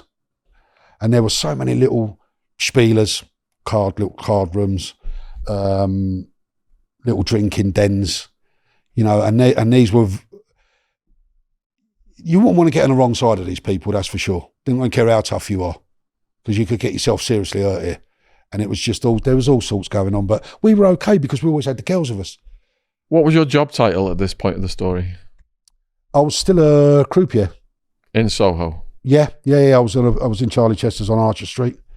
It was about 18 months in, and Charlie Chester's was, and still is, my favourite place to have ever worked in the casino business.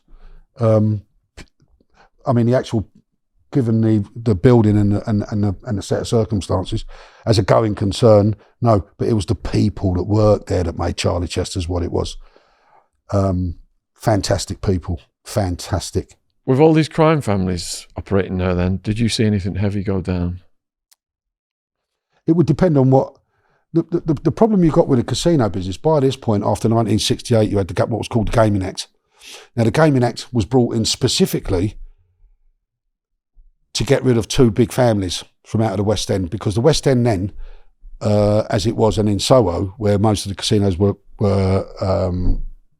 functioning, it was all French games. So the croupiers were French, and this was in the days pre-68. You could take tips, and in them days they was earning 3, 4, 5 times a week what footballers were earning. Right, and this was in but the Gaming Act of 1968 was brought in to bring gambling, to make it, to legalise it,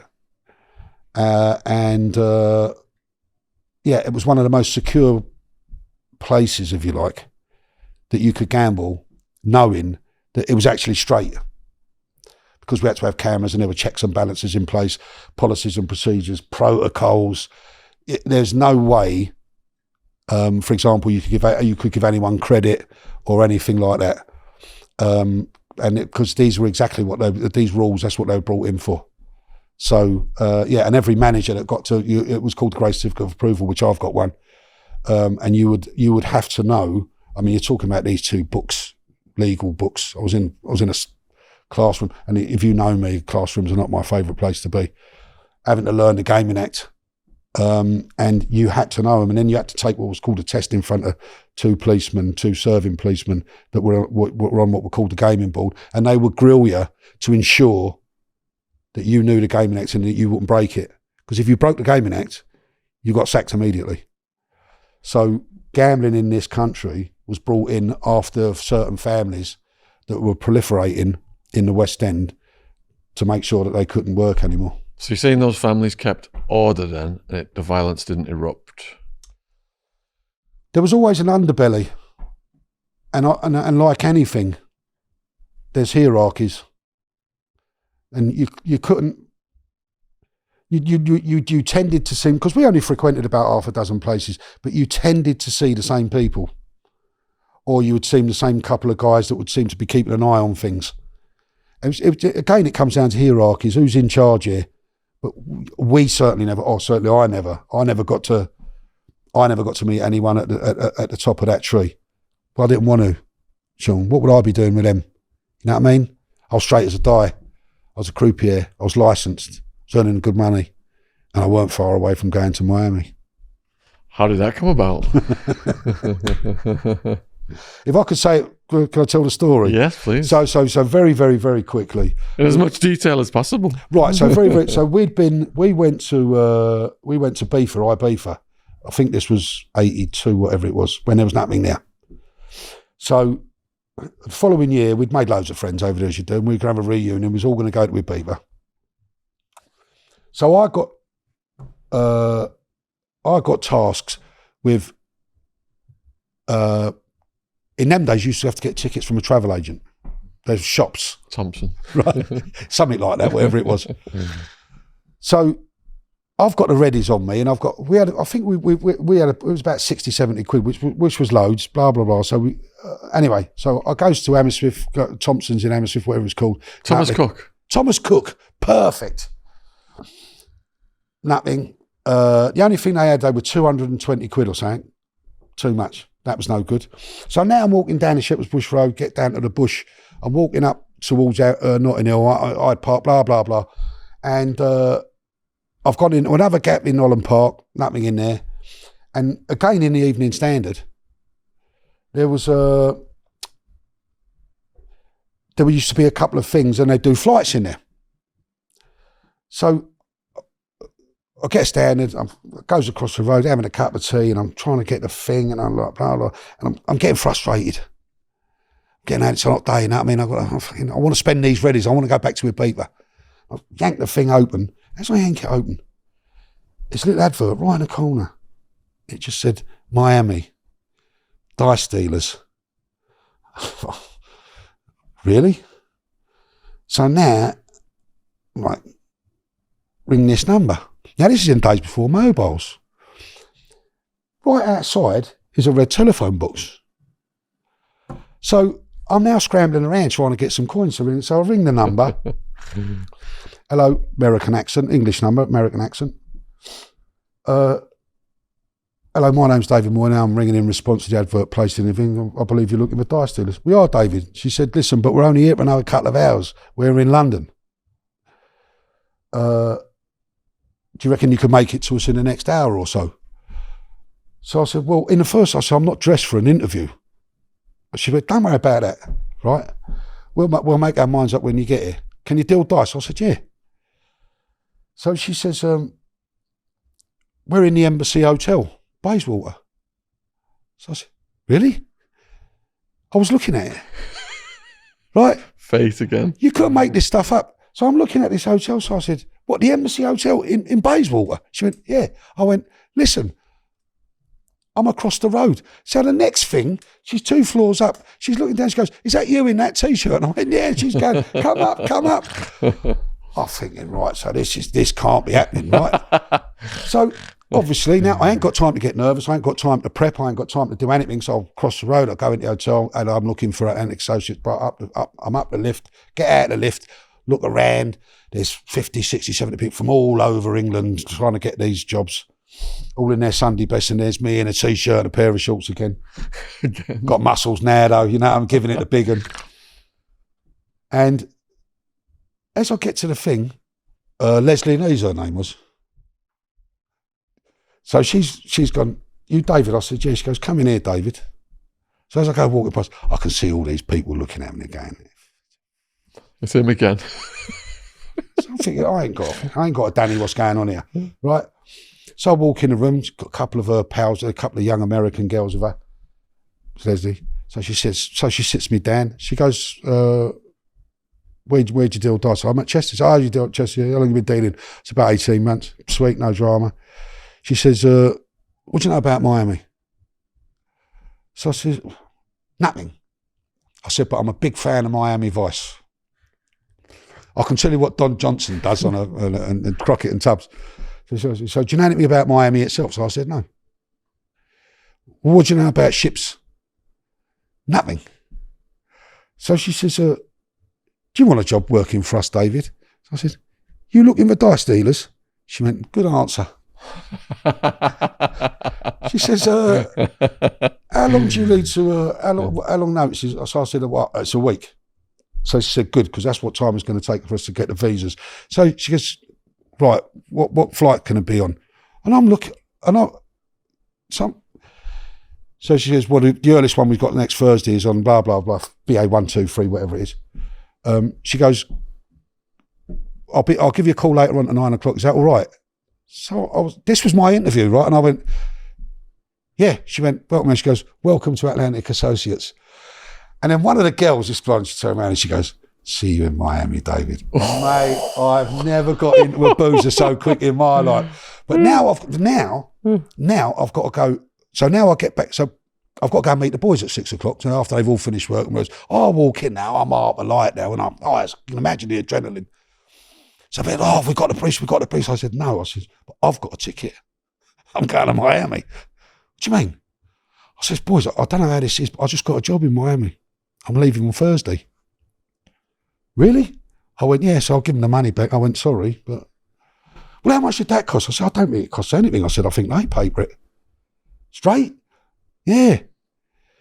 So when I'm told Nan I'm going to Miami, bring me back a stick of rock, David. I don't think it's how it works. I don't think they've got sticks of rock. I don't think they've got any candy shops on South Beach. Yeah, and that's literally how I got home that night. 9 o'clock, she's on the phone. Hello, David, right, have you got a pen handy? Yep. Right, flight, blah, blah, blah. Next Thursday, you need to be at the American Embassy on Tuesday morning. You've got an interview at 11 o'clock. They're going to give you your visas. And then your flight's on Thursday. If I don't talk to you between now and then, I'll see you in Miami on Friday morning. And so I didn't have time to think about it, Sean. I just didn't have time. So I get on one. It's the first time I get on. I'd been on planes before, but I'd been on the archetypal skinny little things where they jam 4,000 people into where you can't Shagaloof and Crete and do you know what I mean? But here's now, this is a proper, this is a real aeroplane. You either turn left for the posh people, or you turn right, and there's like rows of 12 seats. You know, like one of them coasters. Jumbo jet or something. Yeah, and there's me, and I'm sitting there, and I still can't get over the fact I ain't had time for it to sink in. So I'm sat there. So this lovely wait, comes over. She says, "Would you like a drink?" So I said, "Yes, please." So she had there was very few people on the flight. So she said, "I've got some loads of champagne." It was like a glass of champagne. Now, I don't know about you, I can't drink champagne. I had 2 glasses and I'm away with the fairies. Something to do with the bubbles or something. Next thing you know, I'm blah, blah, blah, blah, blah. And then got to know the flight crew. And then she comes down one day, she says, "Oh, you're going on vacation?" So I said, "No, as it happens, I'm going to work on the cruise liners. I'm going to work on a cruise line." She went, "Oh, she's going to work on the Sea Escape." So I said, "How do you know that?" She went, she said, "Oh, you're going to love it on there. Goes to the Bahamas every day, comes back to Miami every day." She says, "Oh, it's a great gig. That is one day there and everything else." I didn't even know what the itinerary was at this point. And I went, "Yeah." She went, "Oh, you're going to love that." And I went, "Really?" She goes, "Are you staying in the Marriott at Bayshore Drive?" So I said, "Yeah." I said, "How do you know that?" She goes, "That's where we stay." And this was in the days when flight crew they do one flight and they were there for 5 days on turnaround. and consequently all the new crew members for ships were put up in this. Well, certainly the ones from that worked above the decks, shall we say? As we were getting off, she said, "Right," she says, "Meet us in the reception. Meet us in the foyer. There's a little bar downstairs called Tugboat Annie's. Meet us in there. We'll be in there 9 o'clock, and we'll show you South Beach." Oh, it sounds all right. You can imagine, can't you? Listen, now, can you imagine? A week before I'm in Charlie Chester's, I thought it was the water margin in my, like, you know, like, I thought it was the deer hunter, and here I am there, and I get down there, I get to the hotel room, and it's like the hotel room's the size of Stamford Bridge, and how did this happen? Then I get downstairs, and as I walk in, she walks over. You know, they've all in their civvies now. And this is British Airways girls. You know what I mean? It's about half a dozen of them. She goes, "David?" I said, "Yeah," because I had a shave now. Like, you know, right, it's coming in. We'll show you South Beach.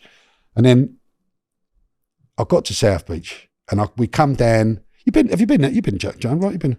I was the best man at a wedding, Cocoa Beach Pier, Florida. Oh, right, okay, up north. Further up north. Yeah. And so I got my first impression. So we come down off the causeway into things, come down 11th, bottom of 11th, and then we're walking along, and it was very Hispanic, if you like. And there was all them old and big American cars, and this samba beat coming out of all the pubs, not pubs, the little clubs and bars, and people, do you know what I mean? It was a completely and utterly different world. A lot of Cubans, South Americans, Colombians. Loads of them. Yeah. Scarface.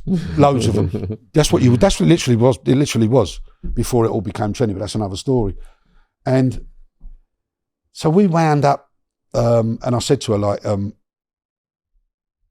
where's the best place for live music? So we wound up at the place called in Brickell City, Tobacco Road. It was the most infamous or famous bar. It was the oldest, most famous bar. I think it's shut down now. Shut down about 10 years ago. But it's where everyone went for jazz music, and it was a real hip place. You could stand on the bar and I mean, you know, jazz and dance and all that. It was a real hip spot to be. It was the spot in Miami. And I thought, wow, this is it. You know, and I'm with them. I mean, you know, and I've got people looking at me thinking, who's he? And I'm just like, yeah, it was just, oh, mate, magic. So how did it play out? What, that night? Well, if something happened that night, let us know about it. Well, no, I mean, the night was the night, wasn't it? Yeah. And then I had a couple of days over there, 2 days to acclimatise, 2 days in Miami to acclimatise, coming from England, right? And then we had a couple of good days together. It was a laugh and a giggle, and we did what we did. And then the morning of going to work for the first time. And so you the way that you go through Brickell City, then you work your way down into the harbour. And as we would come down the thing, because I didn't know what pier it was, so I just said, "Can you take me to the Sea Escape?" And he was like, "Yes, sweet." So as we're coming down, I can see this. Well, it didn't look like a boat. I don't know what it was. It was just this rust bucket, and I was like, "No, please, that can't be." And there's me, of all the dreams I'm going to tell everyone about this lifestyle I've got in Miami of sailing to the Bahamas every day and, you know, living with the wealthy and the rich and famous. When the reality was, there's this rust bucket that was about 4,000 years old that had clearly been some sort of cargo ship or whatever it had been now converted into what was basically a daily ship that used to travel between the Bahamas every day. And it was basically just a gambling ship. So we'd get out 6 miles into international waters, open the casino, get to within 6 miles of Freeport or the Bahamas, close the casino, spend all day in the Bahamas. Because by the time I get to work the first day, I'm already working out. I didn't even unpack my case. So I got into this little box, stunk of like a toilet, proper stunk. And I'm thinking, what have I done here? Like, what have I, like, I'm just like, what's happening here? Anyway, goes to work, gets to the bananas, and of course, the governor comes over and says, here, just go. So by the time I get to the bananas, I've already befriended a couple of these girls from Tampa. All the shenanigans about as far as I'm concerned, I mean, it could be a 5-star hotel now. I don't care by now, because girls, I said, like, just wait for us when I get off. They said, well, where do we go? I said, I don't know. I'll ask one of the boys. Went to Xanadu Beach, and it's about a 5-minute drive from the port, up to all sorts of shenanigans. Can you imagine? I was a 21-year-old kid. Paradise. I didn't know 2 girls from Tampa. They think I'm Daniel Craig. They hear the English accent and the red carpets. Mate, they just start taking off their Allens, don't they? They just why do you think I moved to America, David? It's unbelievable, isn't it? And I thought it was a joke, because I mean, I'm no Brad Pitt lookalike, and I'm thinking, how's this work? Like, Englishness goes a long way in America. And then, you start thinking to yourself, right, I'm going to be absolutely riddled by the time I get out of here. But yeah, the cabin, all that, we cleaned up, me and my cabin mate, and then we lived the lifestyle of. Eventually, it didn't take me long. It took me about 4 or 5 weeks, and then I was the only one, I think, as far as I'm aware, that lived on that ship. I actually got myself a place on South Beach, down behind 9th and Washington, or 9th and Ocean, just behind what was to become. I think it's a news cafe today. Or even, I don't know if that's still there, because you're talking best part of nearly 40 years ago. And as you know, I think 86, when Miami changed, a lot of people don't know this. When I first got there, 1st to 7th, if you like, was old white Jewish. 7th to 11th was white South American Cuban. And then 11th to 14th, before you get up to Midtown and North Beach, that was gay.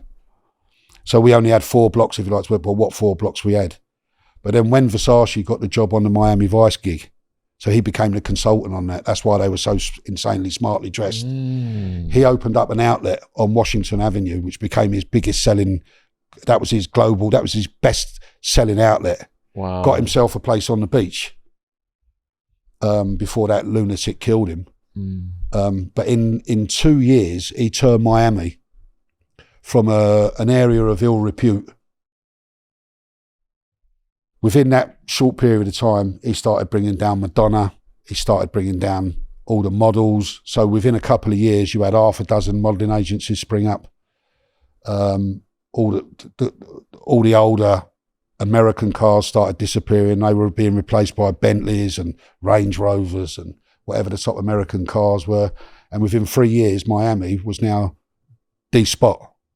A lot of the kingpins of the whites ended up in the mix as well, didn't they? Well, if yes is the answer. I mean, the thing with Miami at the time was I got very involved with it, but the problem was that it was everywhere. It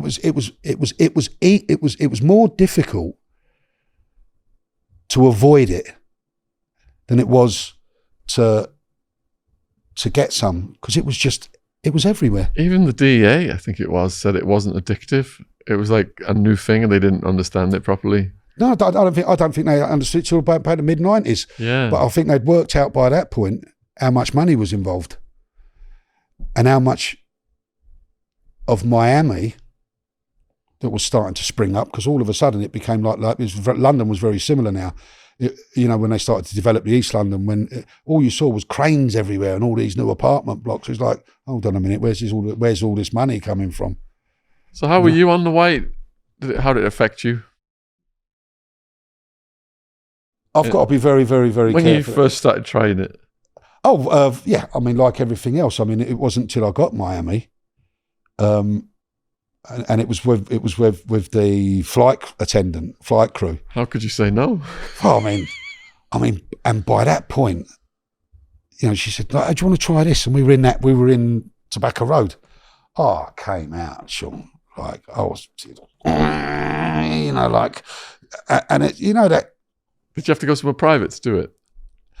Well, no, because they had them little bullet sniffers, the bullets. Yeah. But if you could be discreet and could do it on a QT, because it was easy, you know what I mean? All right, if you went into the toilet and do it and all that, you know what I mean? But there was none of that there was nothing seedy about it. You didn't have to get it out of a thing and chop it up and, and looking over everywhere and all that. You just basically Boom, boom. Did you boll it first time? You feel superhuman? Oh, yeah. What happened next? Let's do some more. Where'd you get this stuff from? And unfortunately, I can honestly say, because if you've never been to the States before, and you're English, it's nothing like South Beach. There's not like corner shops. You can buy alcohol and cigarettes and this, that, and they just don't exist. You might find a deli somewhere, you know, in a particular environment, but it's not like that. And Florida's so vast, you know. People tended to buy boxes of cigarettes, if you like, and you could buy cases of whiskey, and you know, but you could buy anywhere. Sorry. It's all right, don't worry. But You're telling us about the night, the first time you did it. Yeah. But any shenanigans? Well, yeah, because it enhances the whole experience, doesn't it? In terms of, you know, kind of by that, I'd kind of worked out what the female form was all about. But when you had that in you, you know, you're unstoppable. And I suppose, I mean, allegedly these days, what you're getting, well, they call it pub grub, and they've got various names for it. I mean, what we were getting out there at that time was nigh on pure, was the high end of 80% white. Did the white become a problem for you? Yes. How fast did that start to kick in? Didn't take long. How did it manifest as a problem? Well, it was such an experience and it was so freely available, and I could get it cheap for next to nothing, that it became. I didn't see it as a problem because it became part of everyday life, if you like. You go to work, have a line. You'd finish work, have a line. Go out, have a line. You know, it became, because you had that little sniff, and you just keep reloading it and keep reloading it and keep reloading it. And then before you know it, you're 6, 7, 8 weeks in. And now you can't do without it.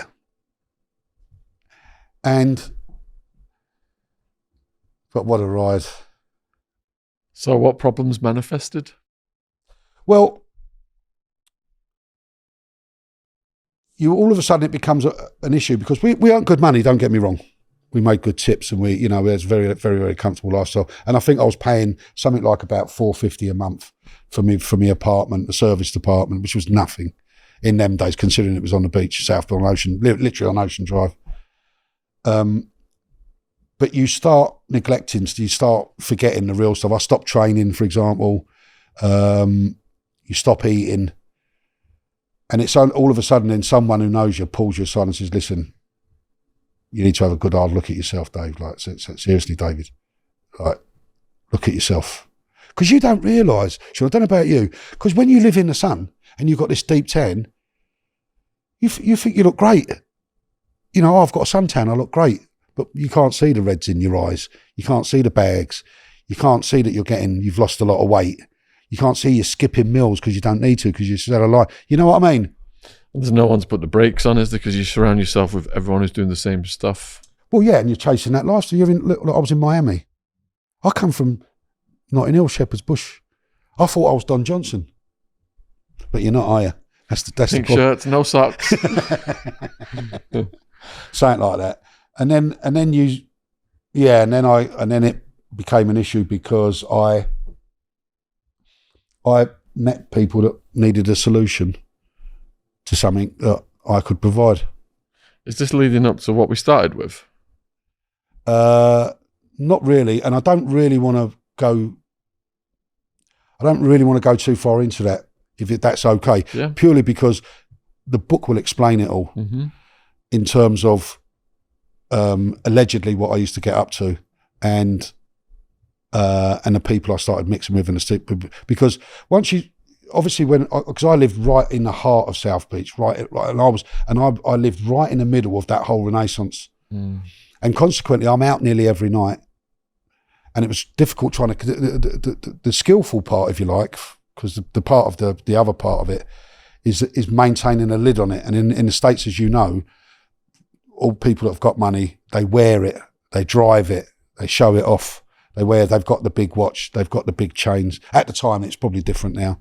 You know, they drive the car. You know, they're showing you that they've got the readies. That's how they get women. That's how that works. I'm not sure if it's the same now. It might be well different now. But I think, as I explained to you earlier, that the crucial element in all of this, if you're going to start moving in any sort of thing like that in that world, is do not let anyone know what you're up to. Just keep a lid on it. You know, so I never had a watch, never drove a motor, got cabs everywhere. But when I was out, I tended to overtip, if you like. I'd always look after people and got, you know. How did the people find out the story you started with, what you had in the boot of the car? Ah, right, okay. Because I started getting involved in stuff that started to make me a very, very nice living. And I can't really say too much because it's a very, Olivia and the whole, it's a very integral part of the book. And I'm really sorry, Sean, but I can't elaborate because otherwise I'll give away the story, because there's a fantastic storyline. But unbeknownst to me, I was being watched. But you think you're smart and you think you're clever. You forget that there's people watching, who's watching them, who's watching them, who's watching them. And and that's how eventually you then become a person of interest, if you like. So did you end up getting busted in the States? No. Was there a time you decided that you needed to get out of the country? Yeah. There was, well. How old were you at that point? So I was about, I think the first time I came back, I was about 26. I was in New York. I was working for a family in New York. And I was running a little illegal gambling club from East 72nd between Park and Madison. And it's almost like you become a part of it. But I think the reason that they like me per se, if you like, I came in, I didn't want to know anyone. I'd done my job. I ran the games for them. They gave me my money and I left. And they looked after me. They looked after me in lots of different ways. Girls, white, tickets to shows, tickets to any games, you know, big basketball games. I went, God knows how many times I saw the Knicks, see the Yankees, you know, all that. Any show I wanted to go, this wasn't my thing, but you know, I went to the occasional gig. But at that point, I knew I was in way too deep than I should have been. What were the warning signs there? Someone made a mistake. They made a mistake. They picked me up, and they weren't supposed to.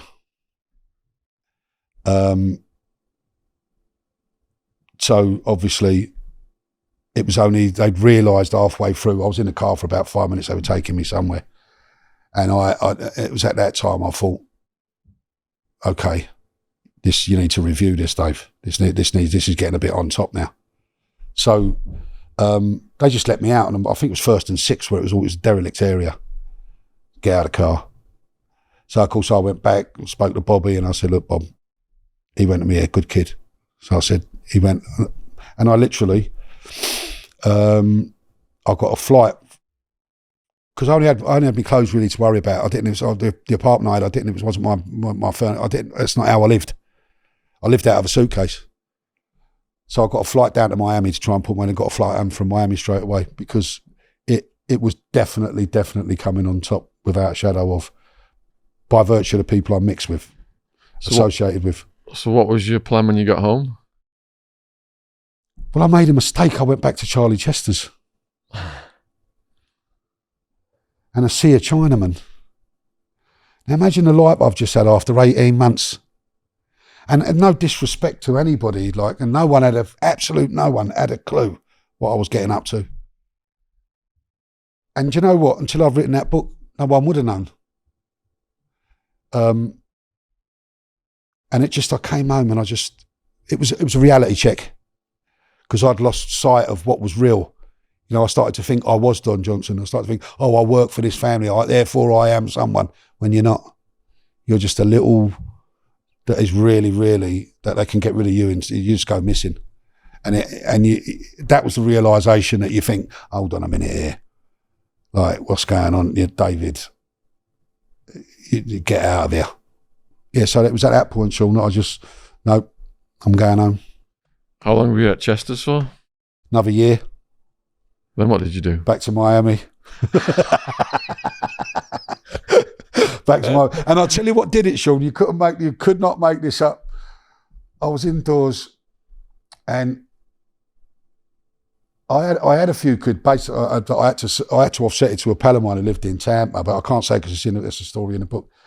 And I come home one night and I'd rolled a joint, and because it was you finish at 4 o'clock in the morning on a busy dice game, I couldn't go home and go to sleep.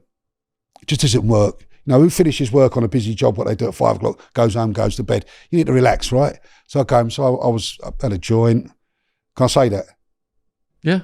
So I had a joint, cup of tea, and I'm just kicking back. I'm thinking, oh, this is nice, lovely. And I had Capital Radio on at the time. And I was just lovely. I'm just about to nod off. And they used to have this advert, right? And it was the sound of the sea hitting the shore. You know that? It was London to Miami, British Airways, £99 one way. Mate, I bolted out of that bed.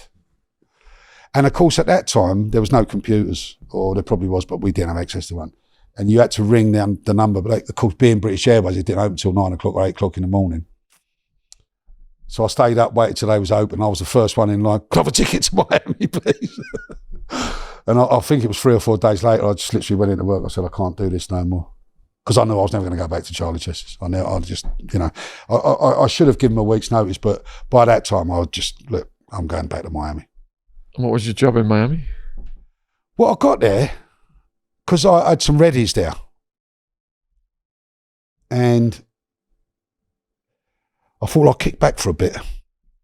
I'll take it easy. But I don't want to give any away, because this is an integral part of the story of the book. I can't say too much. How long were you in Miami for? What, all in all? On the second trip? About 18 months. And why did you come back?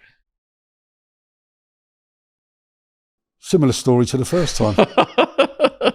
And what did you do? But the firm I was involved with were now based in Florida, because they were connections from New York, and it was all, and it was, they needed to do certain stuff, and I could facilitate it.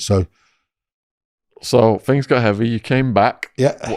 Back to Chester's, or were you done with Chester's? I went to the Vic at this point. The Vic? Yeah, I went to the Vic on Edgware Road at this point, because they had 3 dice tables, and I was always looking at dice dealers. So I wound up at the Vic. What a mental game. That was probably the biggest, toughest, hardest I've ever worked in my life, because I thought I could deal craps till I got there. And I've been dealing dice for about 5 years. And I was 27, 28 now. I was like a little lost puppy out. I think these boys were just so fast and quick. It was insane. And then a couple of years later, I was on a game, and it was over 20 pence, right? And we call them checks. So colour chips on roulette are called chips. Cash chips with a denomination value are called checks. So I paid out this guy. So I said, give me a 20 pence check.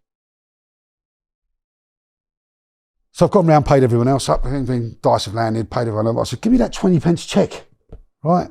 He still never give it to me. And he was Greek. Well, I said, so I just completely... So I said, see you dirty cheating bubble. Give me that 20 pence check, right? And I was going over the table.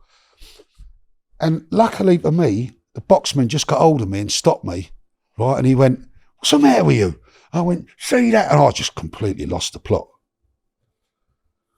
Anyway, so I goes upstairs, so he gets me off the game, go upstairs and settle, go and have a cup of tea and relax and see, blah, blah, blah, blah. So I'm upstairs 20 minutes. And the geezer next to me, and he was talking to this other guy. There was 650 people worked at the Vic. It's a big place, big casino. 400 gaming staff, right? And he says he was talking to this guy, and he says, "Yeah," he says, "I've got to ring Royal Caribbean Cruise Lines." He says, I can't get a job with them now. He said, because they're looking for dice dealers. You couldn't make this stuff up, Sean. I'm sat next to him, right, and I'm steaming, coming out my ears, right, and I went to him, "Do what?" He went, "Mons, they're crying out for him." I said, give me, what's the number? And in the States, it's 1-800 casino. So I went out onto the payphones, and because it was a 1-800 casino, I got through, Sean, right? Mary Ellen, her name was, never forget it to this day, or Mary Ann or something. She's gone, "Hi, can I help you?" I said, yeah. I said, "I'm ringing in response. I believe you're looking for dealers." She said, "We are, David." She says, "What do you deal?" I said, I deal 21, I deal the will, and I deal Punta Banco. She said, "Well, unfortunately, we've got an 18-month waiting list. And blah, blah, blah. And I've been dealing dice for 6 years." And she went, "Sorry?" She said, "Can you hold the line, please?" I went, yeah. Oh, God. So next week, geezer comes on the line. David Stanley, his name was. He says, "David," he said, "where are you working?" So I said, "I'm at the Vic." He says, "What, you on the crew at the Vic?" He said, "How long have you been at the crew?" I said, "About 2 years." He said, "How long have you dealt dice for?" I said, "I started at Chester's." He says, "When can you come?" Well, I says, "This is probably the best job interview I've ever had in my life." So I says, "Well, have I got the job?" He went, "Of course you have."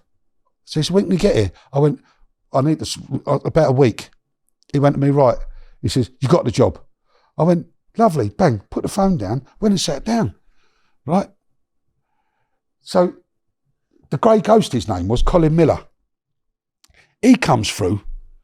He says, "Right, see you." I says, "Never mind about see me." I said, "See you. You can stick your job, right? And you can stick it where the sun don't shine."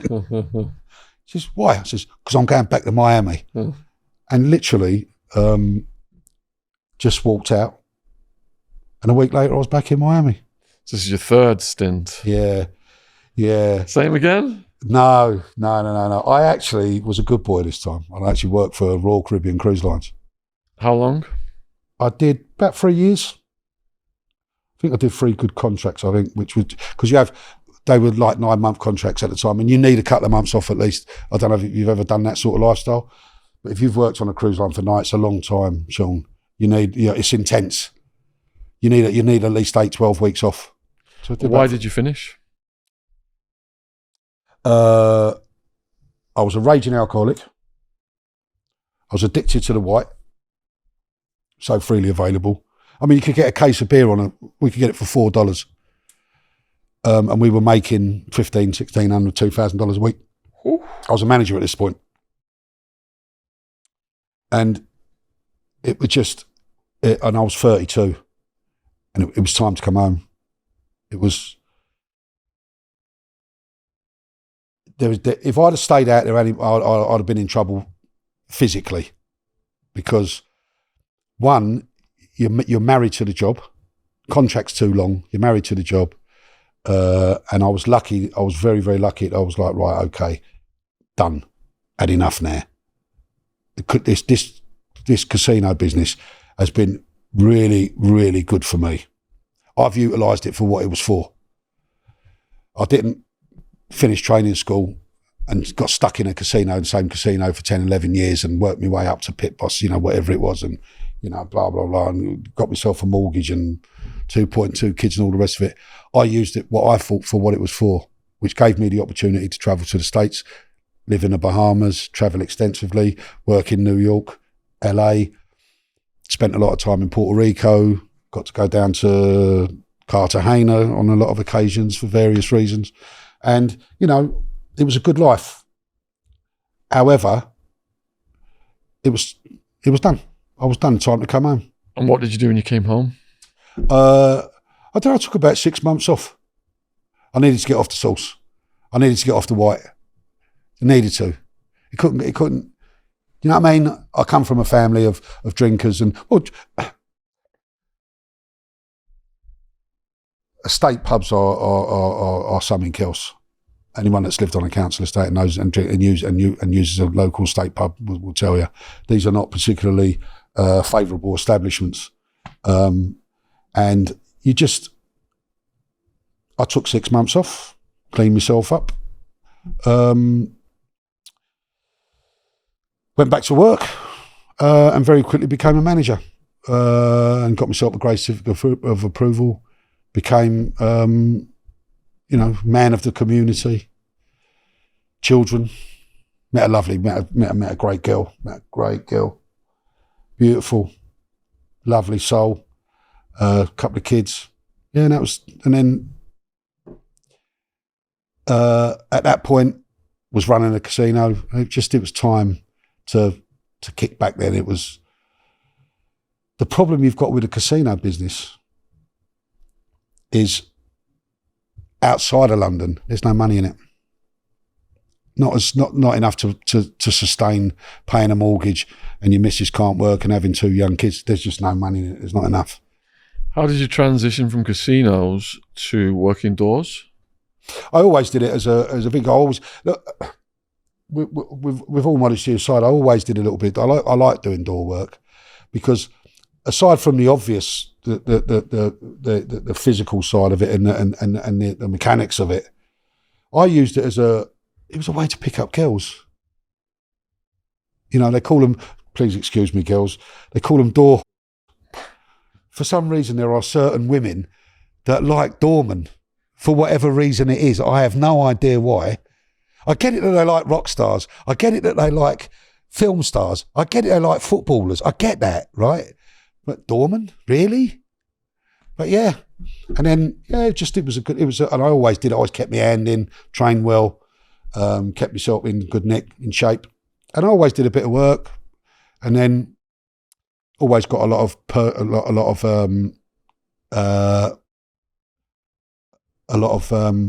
private work, working with villainy, like looking up. Do you know what I mean? Bodyguarding. Yeah. So it was a nice little number. What were your hairiest moments on the doors? There's umpteen. If you give us a selection. Well, I explained the one about the thing. There's the one time I got a little bit disappointed. I took my eye off for something. I paid the price for it. Where was that and what year? Probably about 20 years ago. And I was down here working on the seafront. In Brighton? Yeah. And we got this little firm out, and I very, very, very stupidly, I had them where I wanted them, and we had them there was nothing going to happen, and I very, very stupidly turned round to clarify something. And as I've turned round, it was like them very small little mini bats they use at Randers, bang, straight in a mush, right? And by that point, now that gave them the impetus then, and now they're on us. There's like maybe half a dozen of us, maybe there's 20 of them, or maybe more. I don't know, maybe less. I can't remember. There's a load of them, and the next thing you know, you're just getting absolutely leathered. But that was my own stupidity.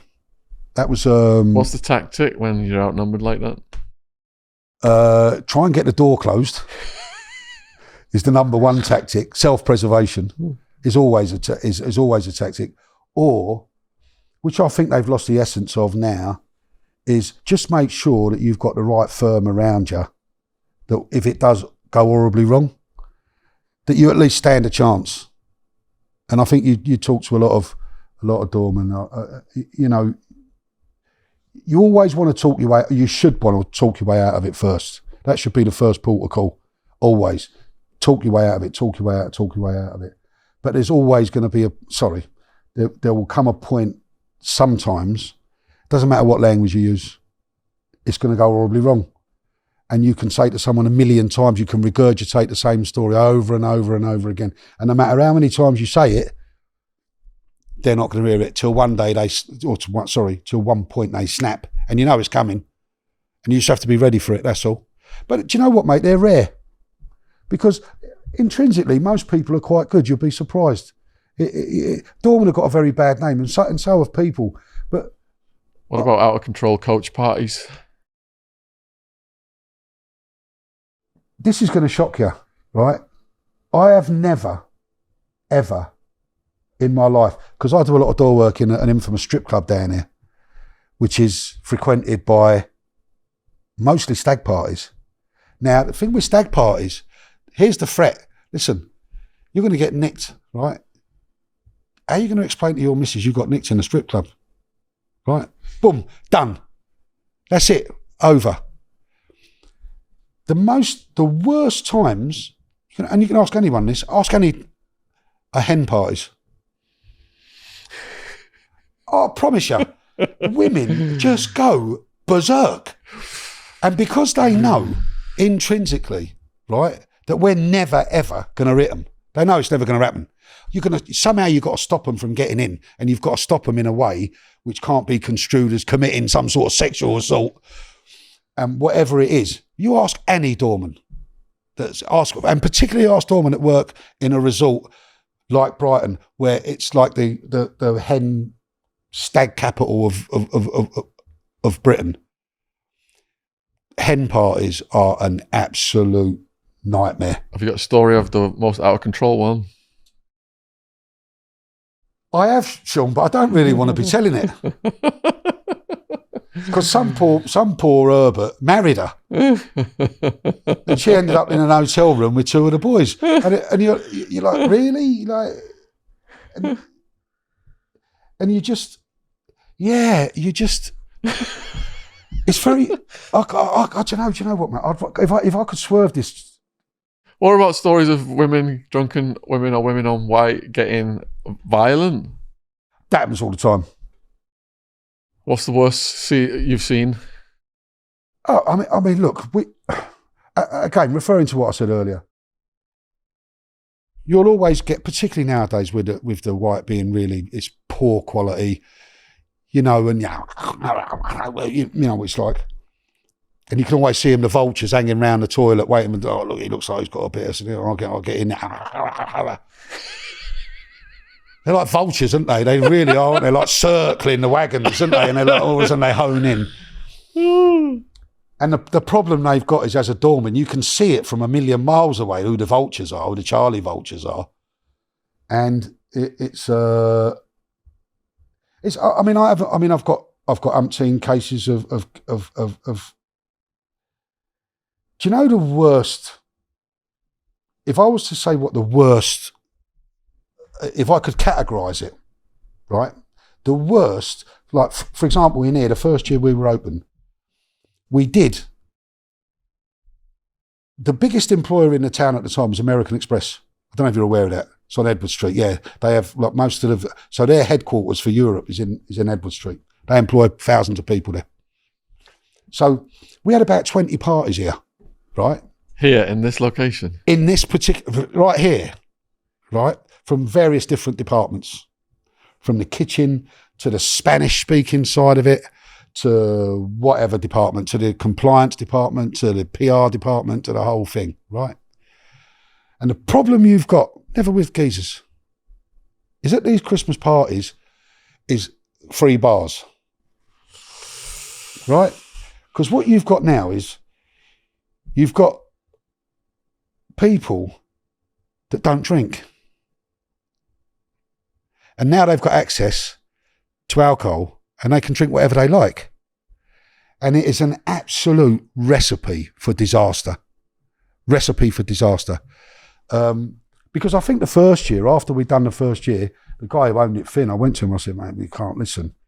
We can't, like, the boys are overworked at these things. You know, you're aiming out after people by after an hour because they can't stand up.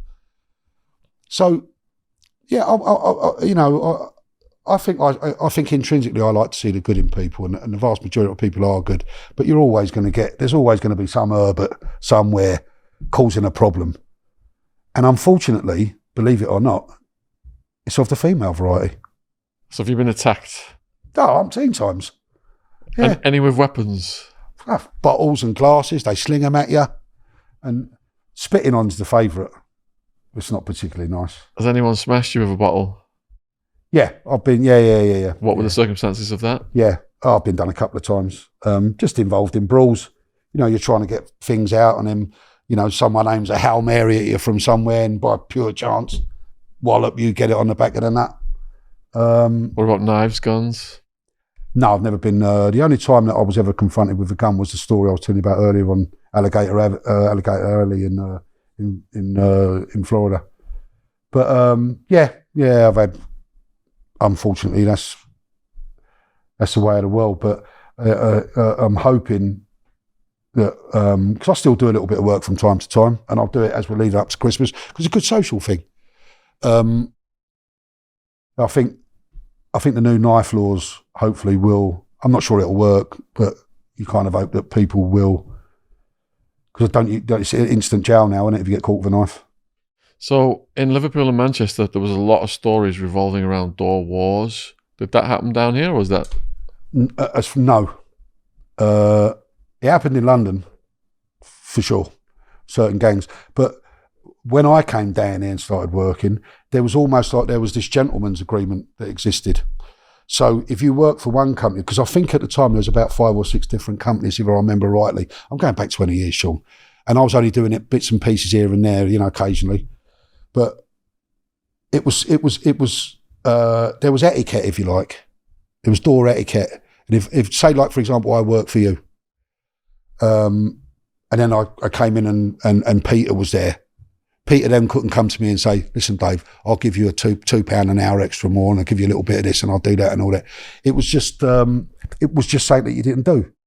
Now, if you didn't happen to like the place you worked in, it weren't for you or whatever it was, or the hours were too late, it was a nightclub, you worked till 6 a.m, or whatever the case may be, you're well within your rights to go, and I could go to you and say, listen, Sean, have you got anything where I can finish at 3 a.m. because my wife's driving me mad, I've got to get the kids up early? And you went, no. And I went, right, I'm going to try and find something else.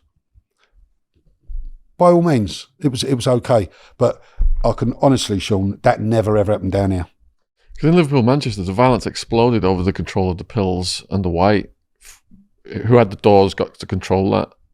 Yeah, I mean, it was the same with the boys from Essex when that all went wrong, and the infamous story of the 3 boys that got done in a Range Rover. Did you have a theory on that? Yeah, I do. Yeah, able to share it. I mean, look,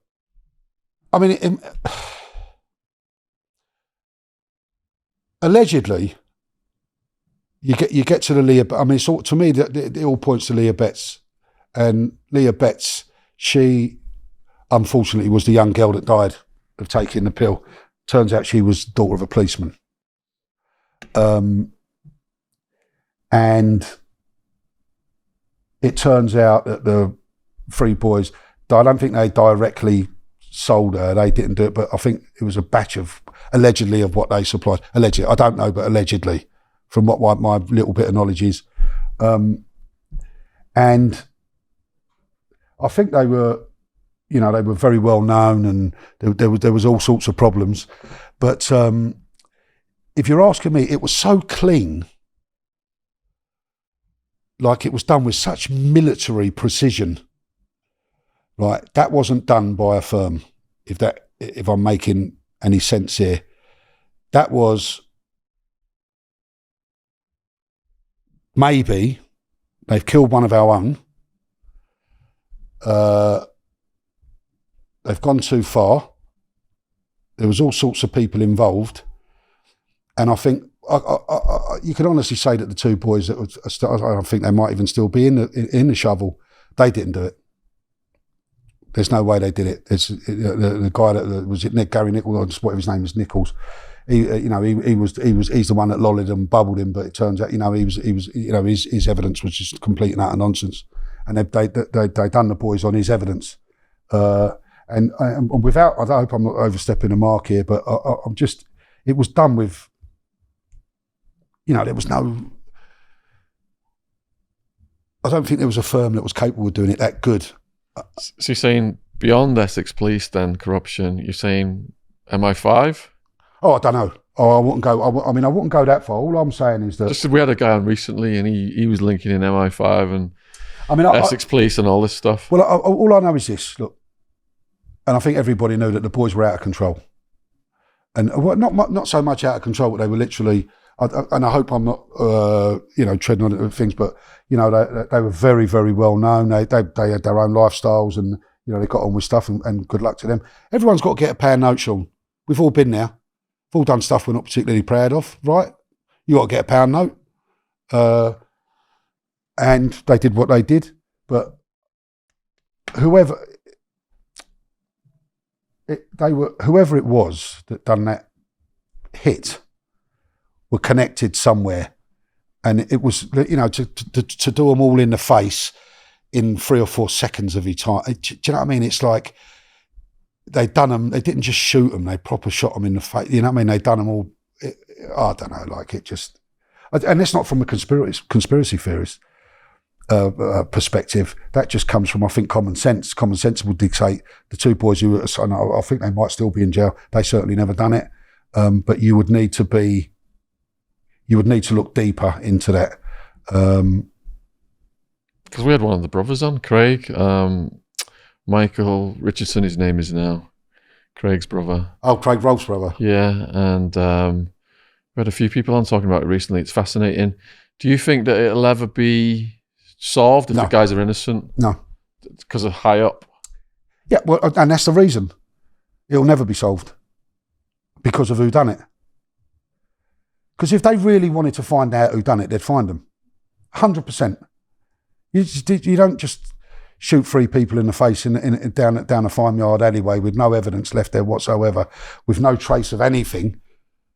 And then here we are 30 years later and no one knows who it is. The only thing we do know is that the 2 guys are in a shovel for it. They never done it.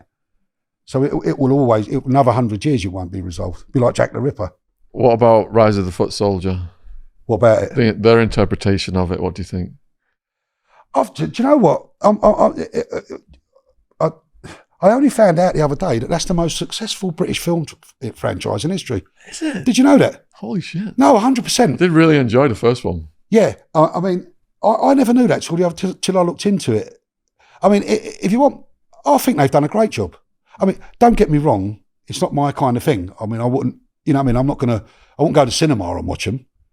But if I was scratching around on Netflix, do you know what? That's not a bad little thing to watch. They talk like me. I know people like that. I'll watch it, and it's good entertainment. Because it's been a while since I've seen it, but didn't they imply that there was a rival gangster that they'd crossed, or there was a foreign mafia that they'd crossed? That they were possible contenders for the executions? Do you know what this is, mate? It's a very cheap version of the JFK thing. It's an enigma within a puzzle. And that's the reason it is, because it was done like that to create that. Because you're never going to find out who done it, because there's no evidence. The only evidence they got that they done the 2 boys on was the evidence of the grass, Supergrass, that's now living a life and has lived life for 30 years. And his evidence has now been proven to be a complete and utter lie. So, at the end of the day, I'm led to believe that miscarriages of justice, and I think there are people looking into it, that will get the 2 boys off. But they've spent best part of 30 years in jail. 30 years. So, if you want my tuppence halfpenny worth, I think, yes, they'll prove that the 2 boys who did the time will eventually get out and get pardoned, and it weren't them. But to find out who really did it, no chance. Did you ever have any interactions with them, or me personally, the deceased, or hear any wild stories about them? No, but I mean, I know people who knew them in terms of. But again, that's not something I'm willing to talk about, mate. Yeah. I mixed in not dissimilar circles, and I just think, as far as I'm concerned, I'd rather leave that alone. Of course, yeah. I think it's just something that I think it's very distasteful. And I think when the truth, if it ever comes let's get the boys out first who did allegedly commit it. Let's get them out and prove it weren't them. But in terms of trying to find out who really did it, you ain't got any. You're never going to get it. So, Dave, is there anything I've left out? No, you just need to buy the book, and then and you'll find out the rest of it. Here it is. Come over here. Nice one. All the links are in the description box below this video. Check it out. And are you on the socials in case people want to follow you? Yeah, my Instagram is Moynihan Author, so my surname. Yeah. And then Author. And then you can actually get to see me what I looked like when I was 25 years of age and understand why I kept wanting to go back to Miami. And there'll be updates on there in terms of my YouTube channel. And then obviously it's all linked from the website of my book. I've actually got a website called lumpbook.com. That'll give you a link into my IG site, and that goes into my YouTube channel. So if you're watching this on YouTube, all Dave's links will be in the description box below the video. Check it out. He's already got some videos up on his YouTube channel, so please subscribe. Let us know in the comments what you thought about this.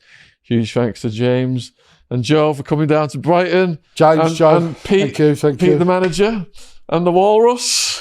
Hopefully we'll be doing some events. Let's not forget Big Pete, my manager. Yeah.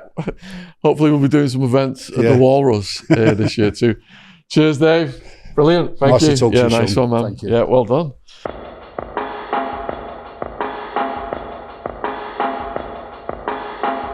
This podcast is sponsored by Gadfly Press. We are proud to announce the publication of Britain's #1 art forger, Max Brandrett, The Life of a Cheeky Faker. And from the back cover blurb, Max the Forger is an artist and gentleman whose colourful lifestyle has spanned over 70 years. He has lived under the strict regime of Bernardo's children's homes, been an elephant handler in the circus, lived rough, busked his way from Brighton to Bombay, sold his fakes up and down the country, dined with dukes, socialised with celebrities, associated with gangsters, served time in prison, and donated tens of thousands to charity. And through it all, he has never stopped smiling and loving life and missing his mum. Quote from the book.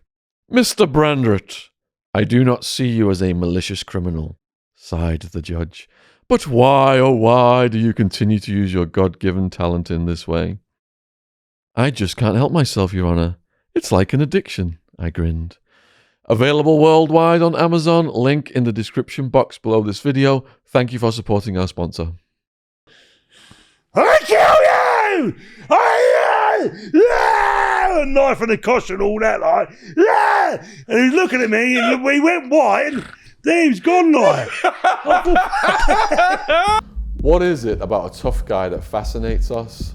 Imagine I'm hearing that, I'm thinking I'm not going down today. If I go down today, I'm dead. We're bringing you the very best of our interviews with Britain's hardest men. They made the mistake of bringing billy clubs, iron bars and knives to a gunfight. No Rules Fighter Bash, Stephen the Devil French, and my best friend, Wild Man. Over 2 hours of terrifying tales of punch-ups, stabbings. That's what happens in that world. You leave people long enough, they get enough rope train themselves. Attempted murders and exceptional all-round hardness.